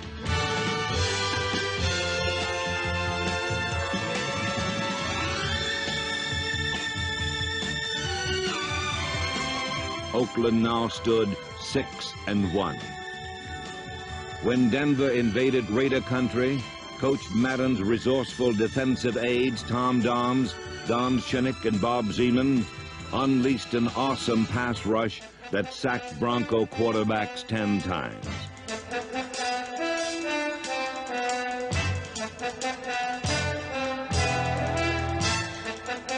Behind textbook blocking, Clarence Davis, number 28, went for 1 score. Then Raider Radio's Bill King described further action in the 19-6 win. Slot left, Raiders 3rd down now, and still 6 to go. Deep bomb being thrown to Biletnikoff up the left side. Leaping catch, end zone, touchdown Raiders!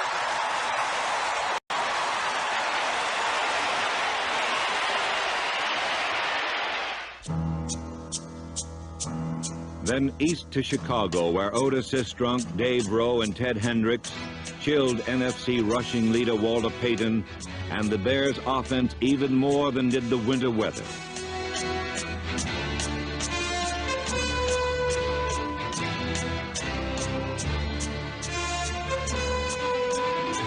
Despite bitter cold, the Raiders' passing stayed hot. To the right, Stabler back, first down, he's going to pass, he's got time, throwing the bomb for Branch. Branch down on the 35, takes it in stride, the 30, 20, 10, touchdown Raiders! Though held to under 3 yards per carry, Payton found the end zone, and the game rocked back and forth. Tough defense made big plays. Assist-drunk deflection and Hendricks' interception set up a 28-27 Raider lead. Branch to the left, Biletnikoff to the right. Stabler back to pass again from midfield, throwing a deep bomb, going to Branch against Livers. Livers knocks it down. Branch catches it. Touchdown Raiders! Holy Toledo! John Madden epitomizes coaching greatness. His foresight in taking the wind in the fourth quarter helped preserve victory. Huff waits, the snap, the spot, the kick on the way, it's high enough. No good, no good. It hit the right upright. Oh, the Oakland continue to live by the veritable, the terribly cliched skins of their collective teeth.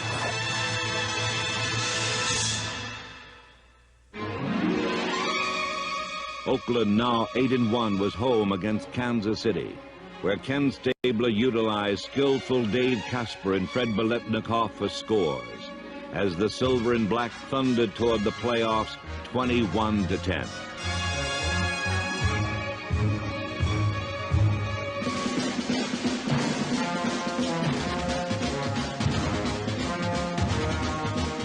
In historic Philadelphia, the Raiders rang the bell on defense and offense to give Coach Madden his 80th win and capture their 9th division championship in 10 years, 26-7.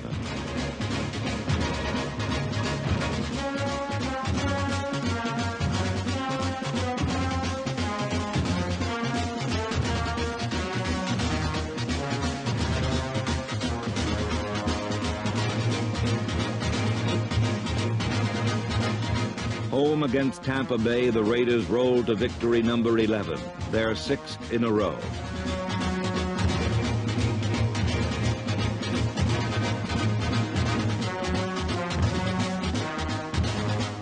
Willie Hall came up with another big play, and the Raiders buried the Bucs.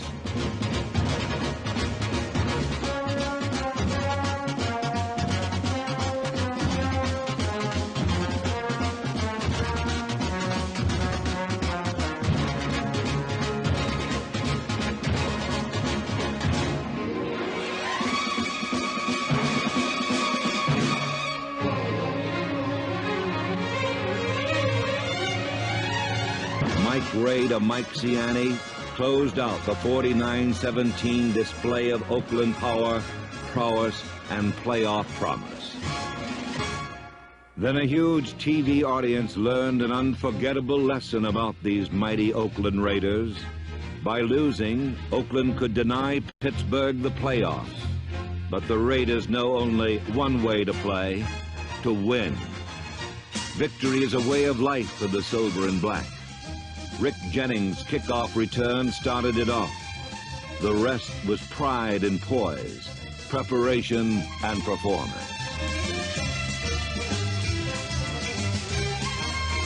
Here's Branch to the left against Riley, who's 5 yards off the line. Biletnikoff to the right against Parrish. Back to Stabler. Pumps once, goes down the middle of Casper, wide open. Touchdown Raiders! There would be no stopping Oakland now by anyone. These combat-ready Raiders had grown stronger through challenge and adversity. Stabler and Branch flashed from 42 yards out, and the critics went silent. Interceptions by Monty Johnson, George Atkinson, number 43, and Jack Tatum, number 32, destroyed Cincinnati's offense.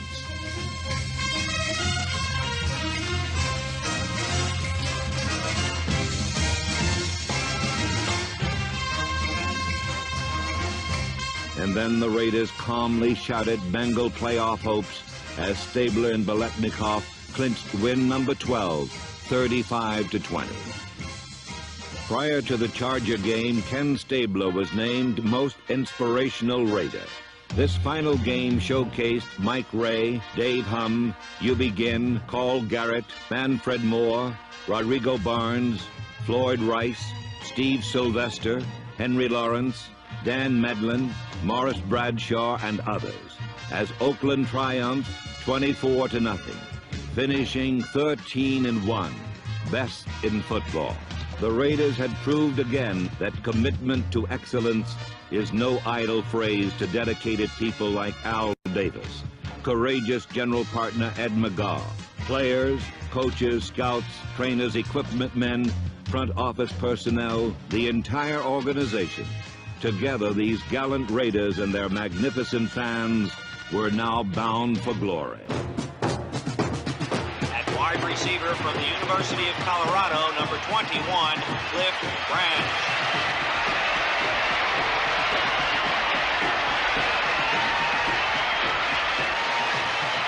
Against Pittsburgh, Ray Guy was fearlessly protected. The Steeler punter was not. And You Begin's partial block set up a Raider field goal. Then the defense rose up tall. Stallworth to the left, out to the right is Swan. Split backs. Back goes Bradshaw. Has got time to throw. A lot of time. He fires one that Fuqua can't hold. It is intercepted by Hall. Hall is up from the 25 to the 20 to the 10. He's being run out of bounds on the 3-yard line. Behind devastating blocking, Clarence Davis put the determined Raiders ahead 10-0. The Oakland defense played with controlled fury, growing stronger, tougher. Every play was a challenge to be met and conquered. Raider execution and emotion were at a level Pittsburgh found unstoppable.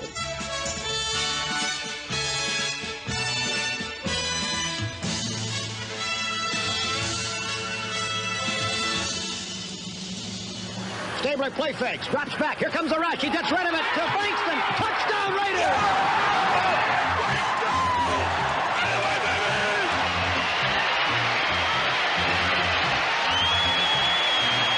With Pittsburgh's league-leading defense on the ropes, Coach Madden went for the clincher, ensuring the Raiders' Super Bowl date with destiny.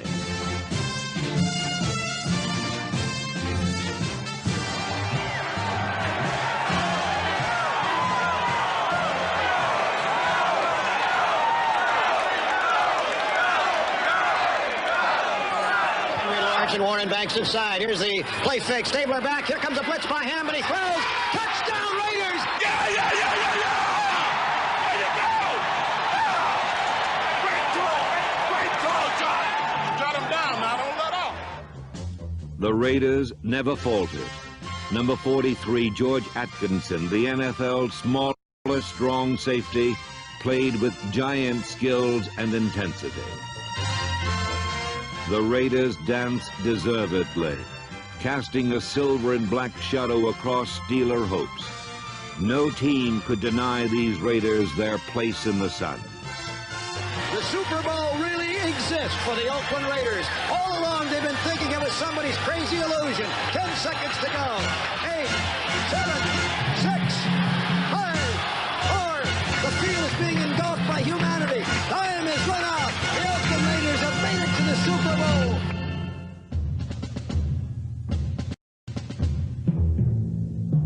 Super Bowl 11, the Oakland Raiders versus the Minnesota Vikings. From the outset for the Oakland Raiders, professional sports outstanding organization, there was never a question about the Super Bowl. This game, this season, this league, this decade belonged to the silver and black. Raider might was undeniable early, but Minnesota got life, blocking a punt deep in Oakland territory. But no panic, no break in Raider concentration and intensity. Just stop them now, get the ball back. Tackett gives to McClanahan. Stonewall. There's a scramble. There may have been a fumble. Oakland recovers. Holy Toledo. Then 125 million people saw Clarence Davis follow guard George Beeler left, behind the blocking artistry of Casper, Shell, Upshaw, Dalby, and Vela. Davis was en route to a 137-yard rushing day. The Raiders drew first blood after Dave Casper's catch was ruled out on an Earl Mann field goal. Next, Oakland boldly drove 64 yards to gain a 10-0 lead. Number 31, Carl Garrett, contributed key yardage.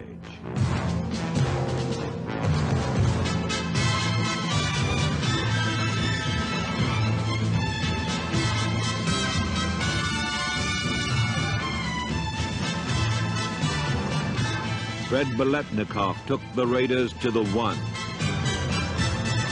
Bankston on the right side as a wingback. Stabler back to pass. A quick throw into the end zone. Casper, touchdown Raiders!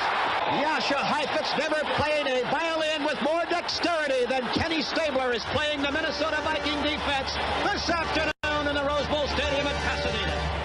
The worldwide audience now realized that time alone stood between these Raiders and complete domination of Super Bowl 11.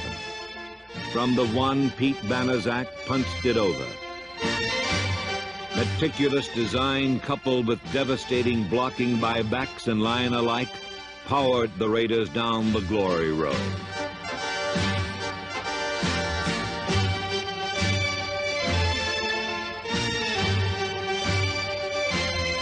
In the third quarter, Oakland moved farther ahead, 19-0, with an Earl Mann 40-yard field goal. Magnificent special teams, offense and defense. An electrifying, intimidating force in silver and black that now stands as history's best.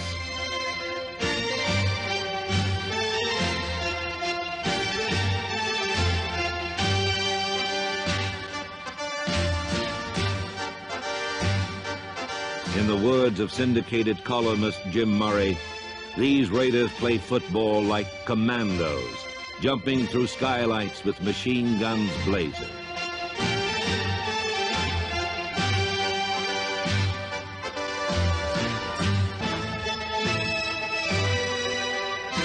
Willie Hall intercepted on the Oakland 30. Just 4 plays and the turnover equaled touchdown. The long gainer coming from Stabler to Biletnikoff.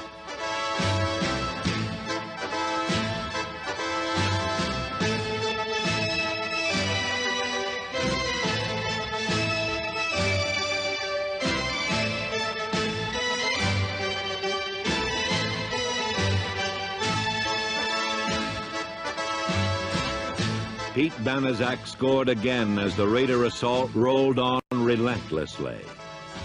Then defensive captain Willie Brown finished the scoring avalanche, 32-14.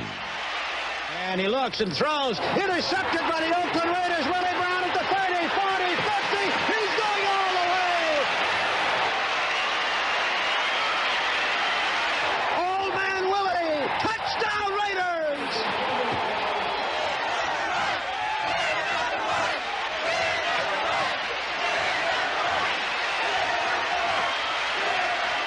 We're number one. That's it. We're number one.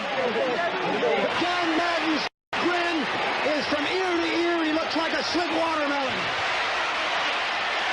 To Pittsburgh for the rematch of the 1976 AFC Championship. Prior to this dramatic Raiders-Steeler confrontation, 2 healthy squads calmly exchanged greetings. But hostile Steeler fans wanted no gestures of friendship, for they were on a wartime alert. And war they got. Rowe, Toomey, Rice, Hall, Ted Kwolek, Atkinson helped shatter Pittsburgh's 10-game winning streak in a performance labeled awesome by the press. Oakland's famed precision passing was firing smoothly on all cylinders. Stabler's sturdy protectors included running backs Mark Van Egan and Clarence Davis.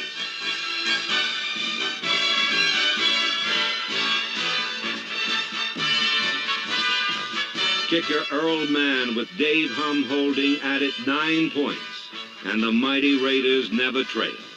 On defense, linebacker Monty Johnson, number 58, delivered headaches. Defensive captain Willie Brown, number 24, became the only player to ever intercept passes in 15 consecutive pro seasons. A 16-7 triumph for a dominating Raider team called better than the Super Bowl win. But tragedy marred triumph. Outstanding starters Phil Villapiano and John Veller were lost for the season. Other key players for part of the season. In Kansas City, the Raiders were short 6 key men. But alert safety George Atkinson, number 43, and a combat-ready defense gave Oakland room to operate. A huge Monday night national audience saw Raider offensive mastery as the Silver and Black scored 24 points in 13 minutes.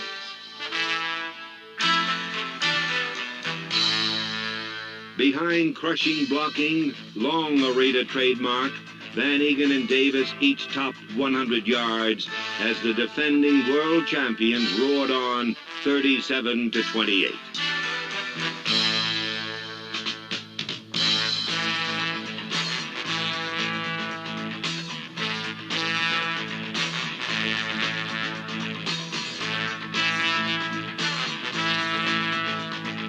In Cleveland, 80,000 saw Neil Colsey, number 20, and the Raiders playing with controlled fury despite a short week and a third consecutive road game. All scoring was from in close. Mark Van Egan again rushed for over 100 yards as the 26-10 romp was the Raiders' 17th consecutive win over 2 seasons. In New York, 2 ex-Alabama quarterbacks met. But Raider assistants Tom Doms and Lou Erber well knew the Jets would provide competition, not conversation. Stabler to Casper put Oakland up 14-7. But the Jets roared back on an 87-yard score from Richard Todd to Wesley Walker. The New Yorkers increased their lead to 27-14 and held on until the fourth quarter. Calmly, deliberately, astute Raider coach John Madden responded.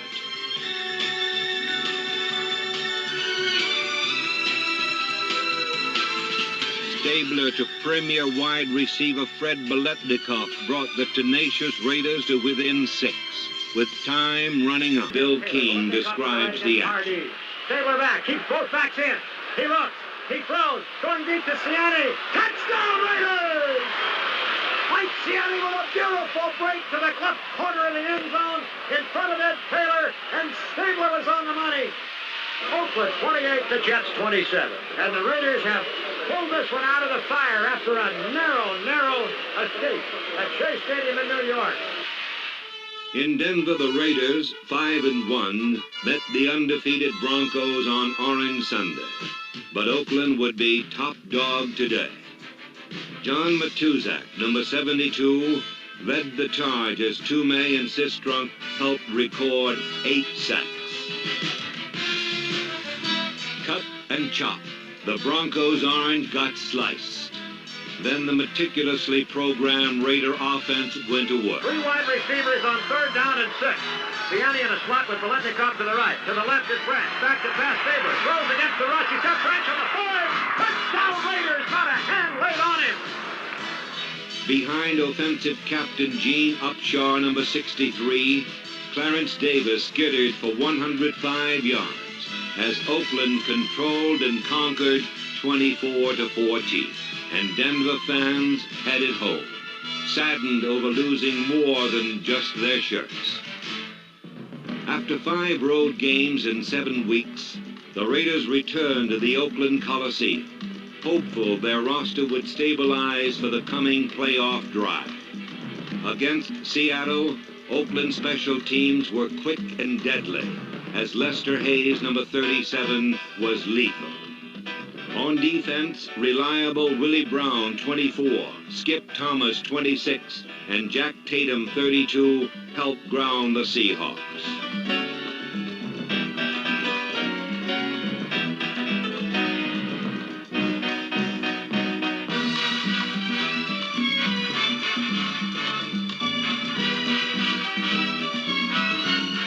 Van Egan followed 70 Henry Lawrence en route to an AFC rushing title.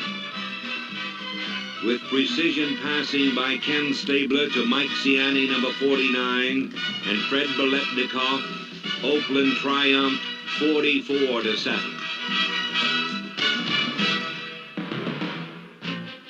Next, assistants Oliver Spencer and Tom Flores prepared for Houston, who the week before routed the Chicago Bears 47-0. The Raider defense pressured early with number 74, Dave Rowe, and number 60, Otis Sistrunk, in the forefront. The alert silver and black intercepted 4, including this one by Monty Johnson. The defense created breaks, putting the offense in the go position often. Stabler completed 23 passes as the explosive Raiders flashed toward a record 13th consecutive winning season. KGO Radio's Bill King described it this way. Slot right. Stabler drops straight back. He looks. He rifles one to the end zone. It is caught. Touchdown Raiders! But the Oilers hung in and trailed only 34-29 despite a swarming Raider secondary.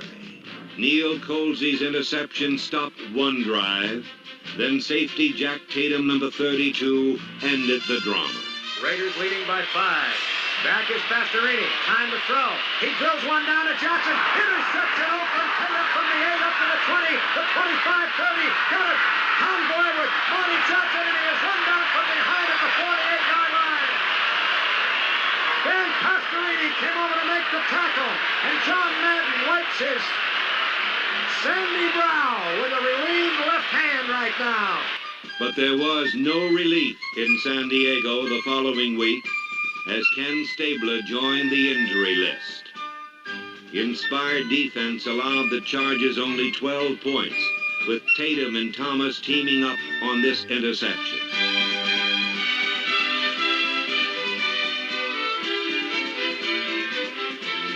Number 15, Mike Ray, scrambled for the Raiders' only score as Oakland suffered their second loss of the season. Buffalo next, and the Monday night crowd and television audience alike learned again that pride and poise is no idle phrase to the silver and black. Losses and injuries were forgotten as brilliant coach John Madden rallied his troops.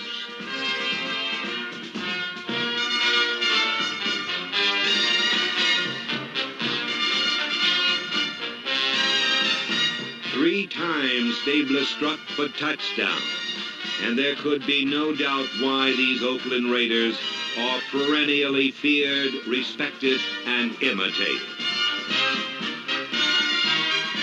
The disciplined offense planned well and executed perfectly, completely dominating the Bills.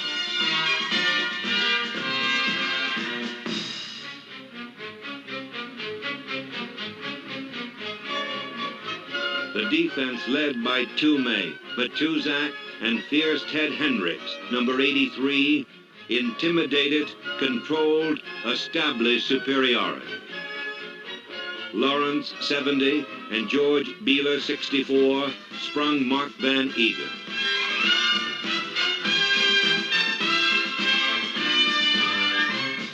When the smoke cleared, the Raiders ruled 34-13. A tribute to the organization's unwavering commitment and resourcefulness in the face of adversity. To gain the playoffs, superb blocking by Dave Dalby, Gene Upshaw, George Beeler, Art Shell, and Henry Lawrence enabled Stabler to find Cliff Branch. Special teams led by Captain Warren Bankston, Ray Guy, Steve Sylvester, Terry Robisky, and number 56, Jeff Barnes, stunned Minnesota. Linebacker Willie Hall's fumble recovery broke the dam, and a tidal wave of Oakland points poured through. Aggressive defenders were everywhere, and linebacker Floyd Rice pounced on this fumble. Raider fans were ecstatic, but there was still more to come. With big Art Shell number 78 riding the rush harmlessly away, Ken Stabler hit for 3 scores in the devastating 35-13 win. Once again, the Oakland Raiders had won a playoff berth. Oakland's total commitment to excellence is unmistakable. 10 playoff appearances in 11 years. An awesome record of achievement. The game would be played before the largest home crowd in Baltimore Colts history. This game itself would soon make history as one of the longest and greatest ever played in the 58 years of professional football.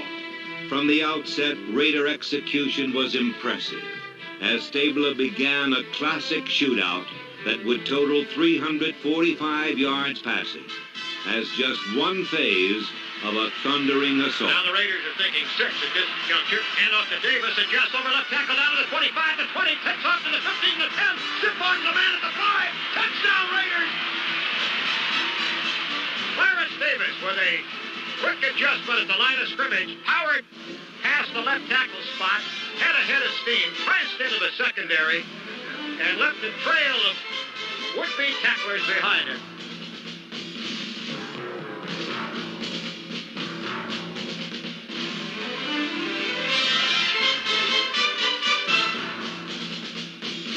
While Clarence Davis left tacklers clutching at air, Baltimore quarterback Burt Jones was reluctantly accepting the axiom, when sacked by Matuzak, discretion is the better part of valor. Like a great silver wall, Rice, Matuzak, Hendricks, Johnson, and others rose up.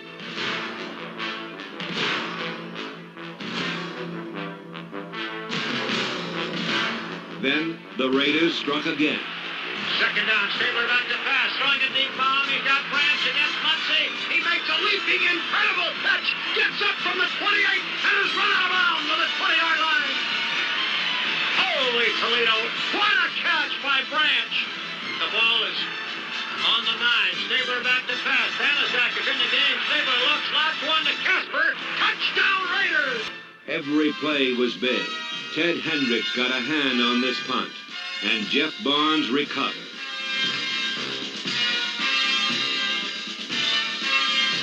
The Raiders converted the blocked punt into points and led midway through the third quarter 21-7. Crucial. The Raiders had to stop the Colts right now. They did exactly that. Gained possession and then calmly sent Ghost to the post. Branch left, Biletnikoff to the right. Back again, straight drop back, pumps once. He goes medium deep to Casper. Casper makes it over the shoulder catch. He's punching at the 15-yard line.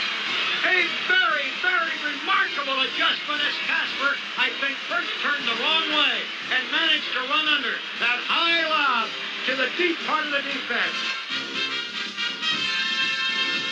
Casper's catch was a work of art. And then Coach Madden called on Earl Mann to send the game into overtime.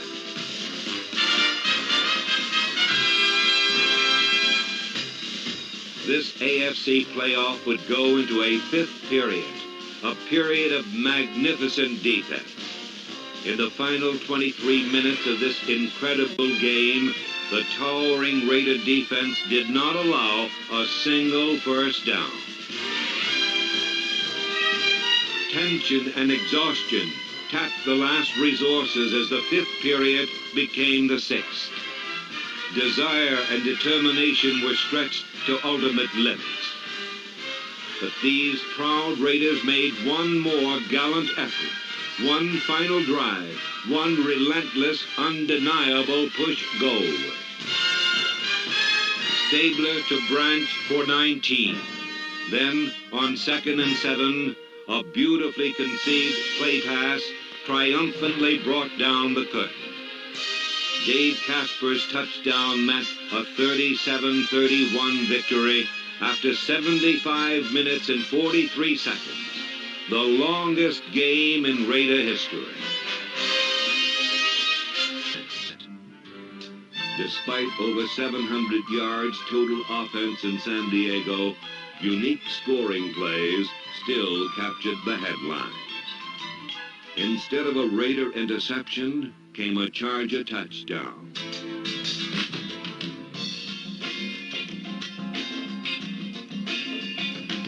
But Ken Stabler went up top to Dave Casper and number 81, Morris Bradshaw, and Oakland trailed only 20-14.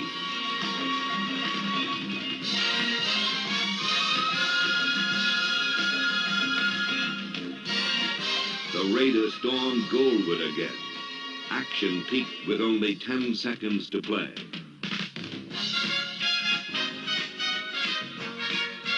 The ball got fumbled, it got bobbled, it got kicked. When play ended, Dave Casper had the winning touchdown, and the Silver and Black had their 160th league victory to add to the legend, 21-20. Green Bay was the third consecutive road game, and Mark Van Egan rushed for a career-high 151 yards. With Clarence Davis on injured reserve, number 35, Terry Robisky started and found pay dirt. With Dave Dalby firing out from center, and rookie Arthur Whittington, number 22, following a Silver and Black convoy to scoring country, the Raiders destroyed the Packers 28-3. Another rookie, number 34, Booker Russell, contributed to a club record 348 yards rushing. The Overland Trail opened on the left with precision blocking from number 78, Art Shell, and number 63, Captain Gene Upshaw. And on the right, young stars Henry Lawrence, number 70, and number 65, Mickey Marvin, were overpowering as Oakland won big against previously unbeaten Green Bay. In Chicago, fourth road game in 5 weeks, and soon the fourth overtime struggle in Raider history. Chicago had won 9 of their last 10. But tenacious defense, led by Monty Johnson, kept them in check. Terry Robisky scored the first Raider touchdown, but the Bears rallied for a 19-16 lead. When Chicago threatened again, they were forcefully denied. With 60 seconds left, Cliff Branch, number 2 receiver in Raider history, grabbed his 8th pass of the day. Then, when Morris Bradshaw's apparent winning TD was called back, Earl Mann kicked his 4th field goal to bring on overtime. The Raiders have never lost in overtime. As KGO Radio's Bill King describes, that streak remained intact this day. Time almost ran out on him. Back to pass, Adelini.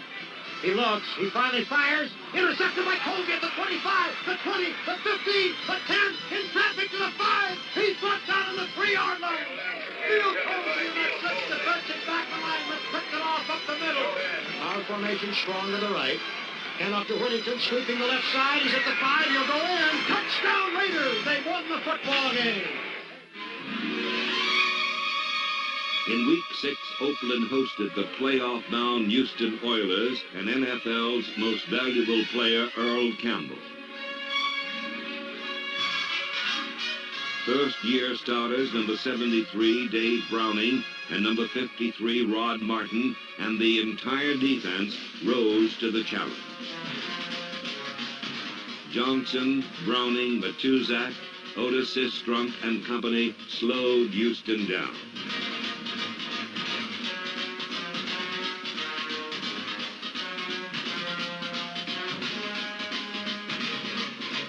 Then Arthur Whittington took the long way around to put Oakland up 7-3. The Oilers fired back to lead 17-7. But this drive backfired when Browning jawed the ball loose and safety Charles Phillips, number 47, returned it 96 yards for a score.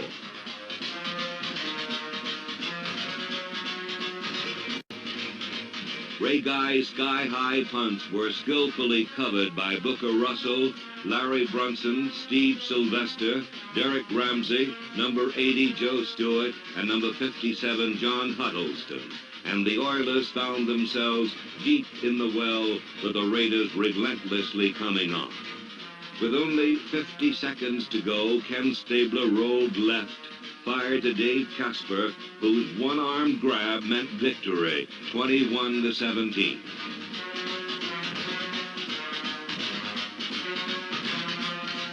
The Kansas City Chiefs came to Oakland for the 37th game in a rivalry dating back to 1960. But this October day, the Chiefs were no match for Raider precision passing.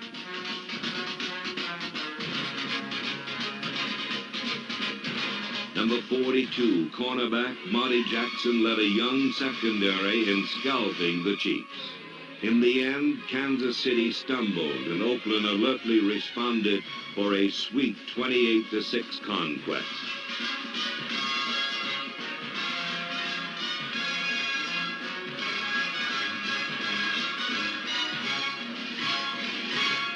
Aggressive linebacker Ted Hendricks forced a fumble that number 76 Mike McCoy picked off in midair.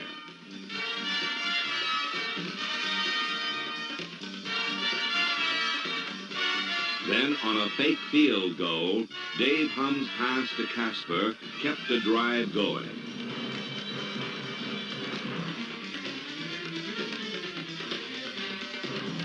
The Raiders rolled with Van Egan and Whittington, utilizing blocking by Dalby, Marvin, Upshaw, Lawrence, and Shell.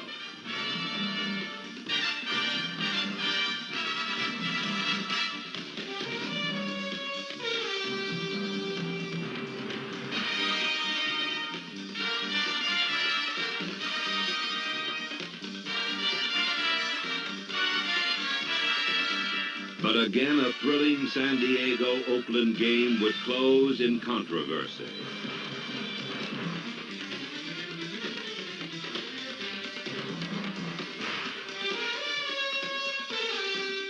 On fourth down, Lester Hayes, number 37, ended Charger hopes.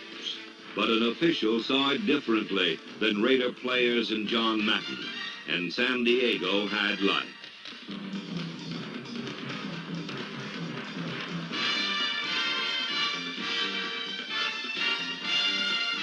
The Chargers' winning tally created more controversy when the receiver appeared to step out of bounds, making the catch. Both 1978 finishes in this series would be long remembered. San Diego 27, Oakland 23. As pro football's winningest team, the Raiders create sellouts, and did so again in Kansas City's Arrowhead Stadium. The Raiders were on the rebound, and safety Jack Tatum turned alert play to an Oakland plus. All-Pro Dave Casper had 7 catches for 112 yards, and Arthur Whittington rushed for 134 yards. First Raider rookie to top 100 yards in a decade.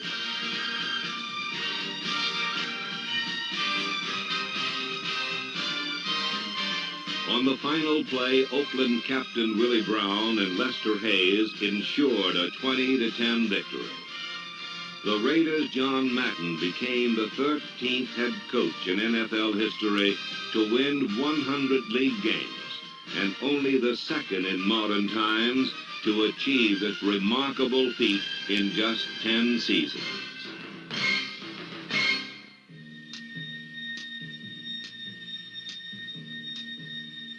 In Week 11, the Raiders were in Cincinnati for a Monday night game, and the defense was punishing.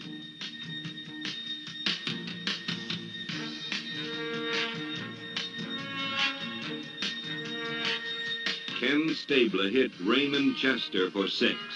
and the Raiders were out to maintain an unsurpassed record of only one loss in 9 years of Monday night play.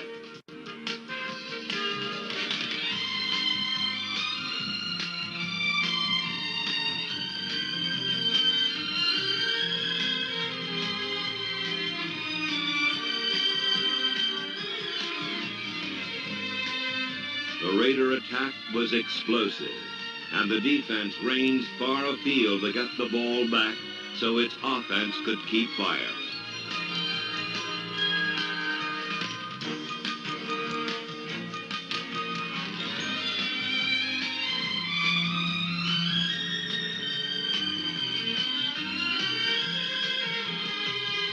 This theft by linebacker Phil Villapiano, number 41, kept the Raiders in control as Oakland raised their season's record to 7-4, winning 34-21.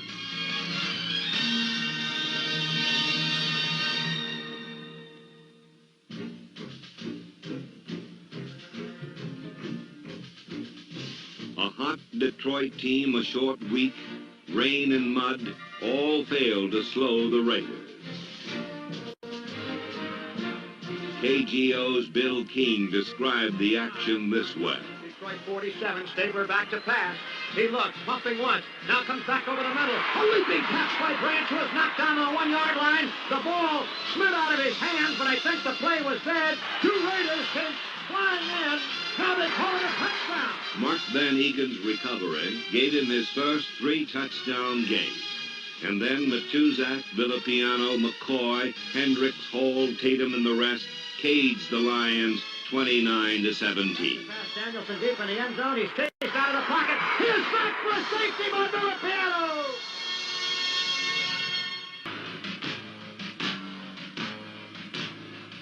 In the season's 15th week, the Raiders traveled cross-country to Miami with a playoff berth still possible for the winner.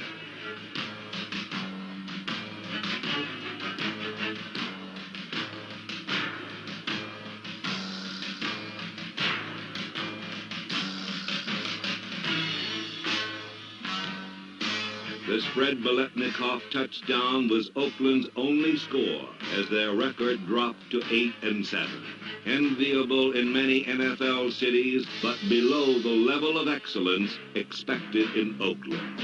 Before the final game, Dave Casper accepted the Gorman Award as most inspirational Raider. Teammates say you're a nice guy, and the fans this year, we haven't been as nice to you as we would have liked to, but we're going to try and be nice today.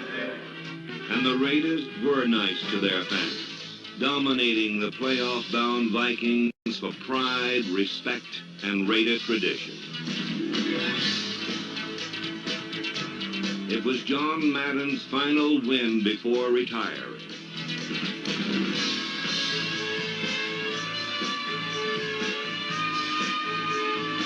It was Mark Van Egan's third consecutive 1,000-yard season. Young defenders like Jackson, Phillips, Martin, and Mike Davis, number 36, excelled. Raider will to win have now earned 14 consecutive winning seasons, a mark exceeded only once in NFL history. Interceptions by Davis, Hendricks, Jackson, and Hayes ensured a perfect 4-0 slate against NFC opponents. Every Raider contributed.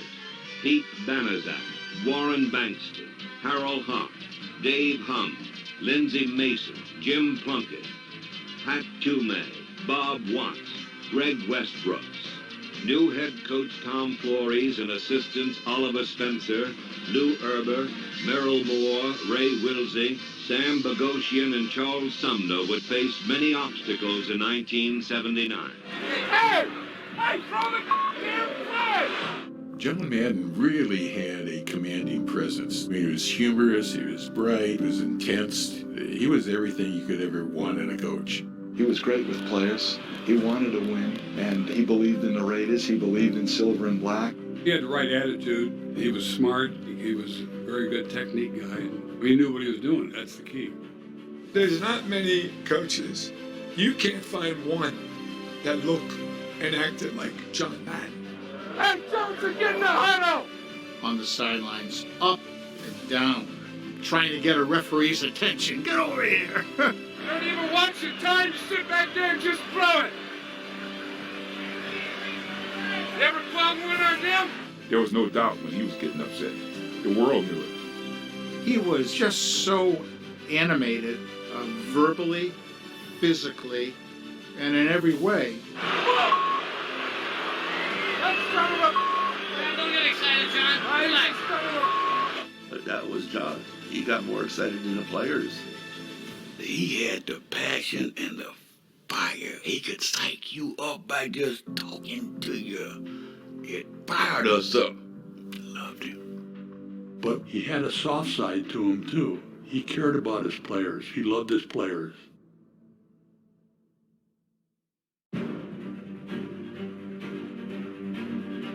Coach Madden had 3 rules. When I talk, nobody talks. Be on time and go like hell when I ask you to. No hair codes, no dress codes, no curfews. He gave us a lot of room to be the kind of player that we wanted to be on the field, be the kind of person we wanted to be off the field. Great mentor. He would say the right thing to me before a game. It set me off. Let's start off and stay after the whole game. He knew what buttons to push on each guy to motivate him. I've always said that John's strong suit as a coach was not X's and O's, but his strong suit was the way that he handled us and communicated with us and kept us going in the right direction. He understood each player as they were, the person that they were. He loved everybody. He pulled for everybody. He worked for everybody. And he had no problem helping anybody. He was just a phenomenal person. John helped raise us. He was a lineman at heart. I love John Madden. John was great for us. He was for the players. He would do anything for the players.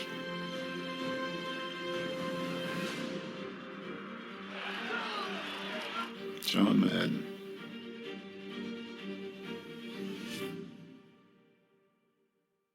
Just win. Play hard. Try not to make mistakes. But don't worry about mistakes because there's only one thing that counts. Just win.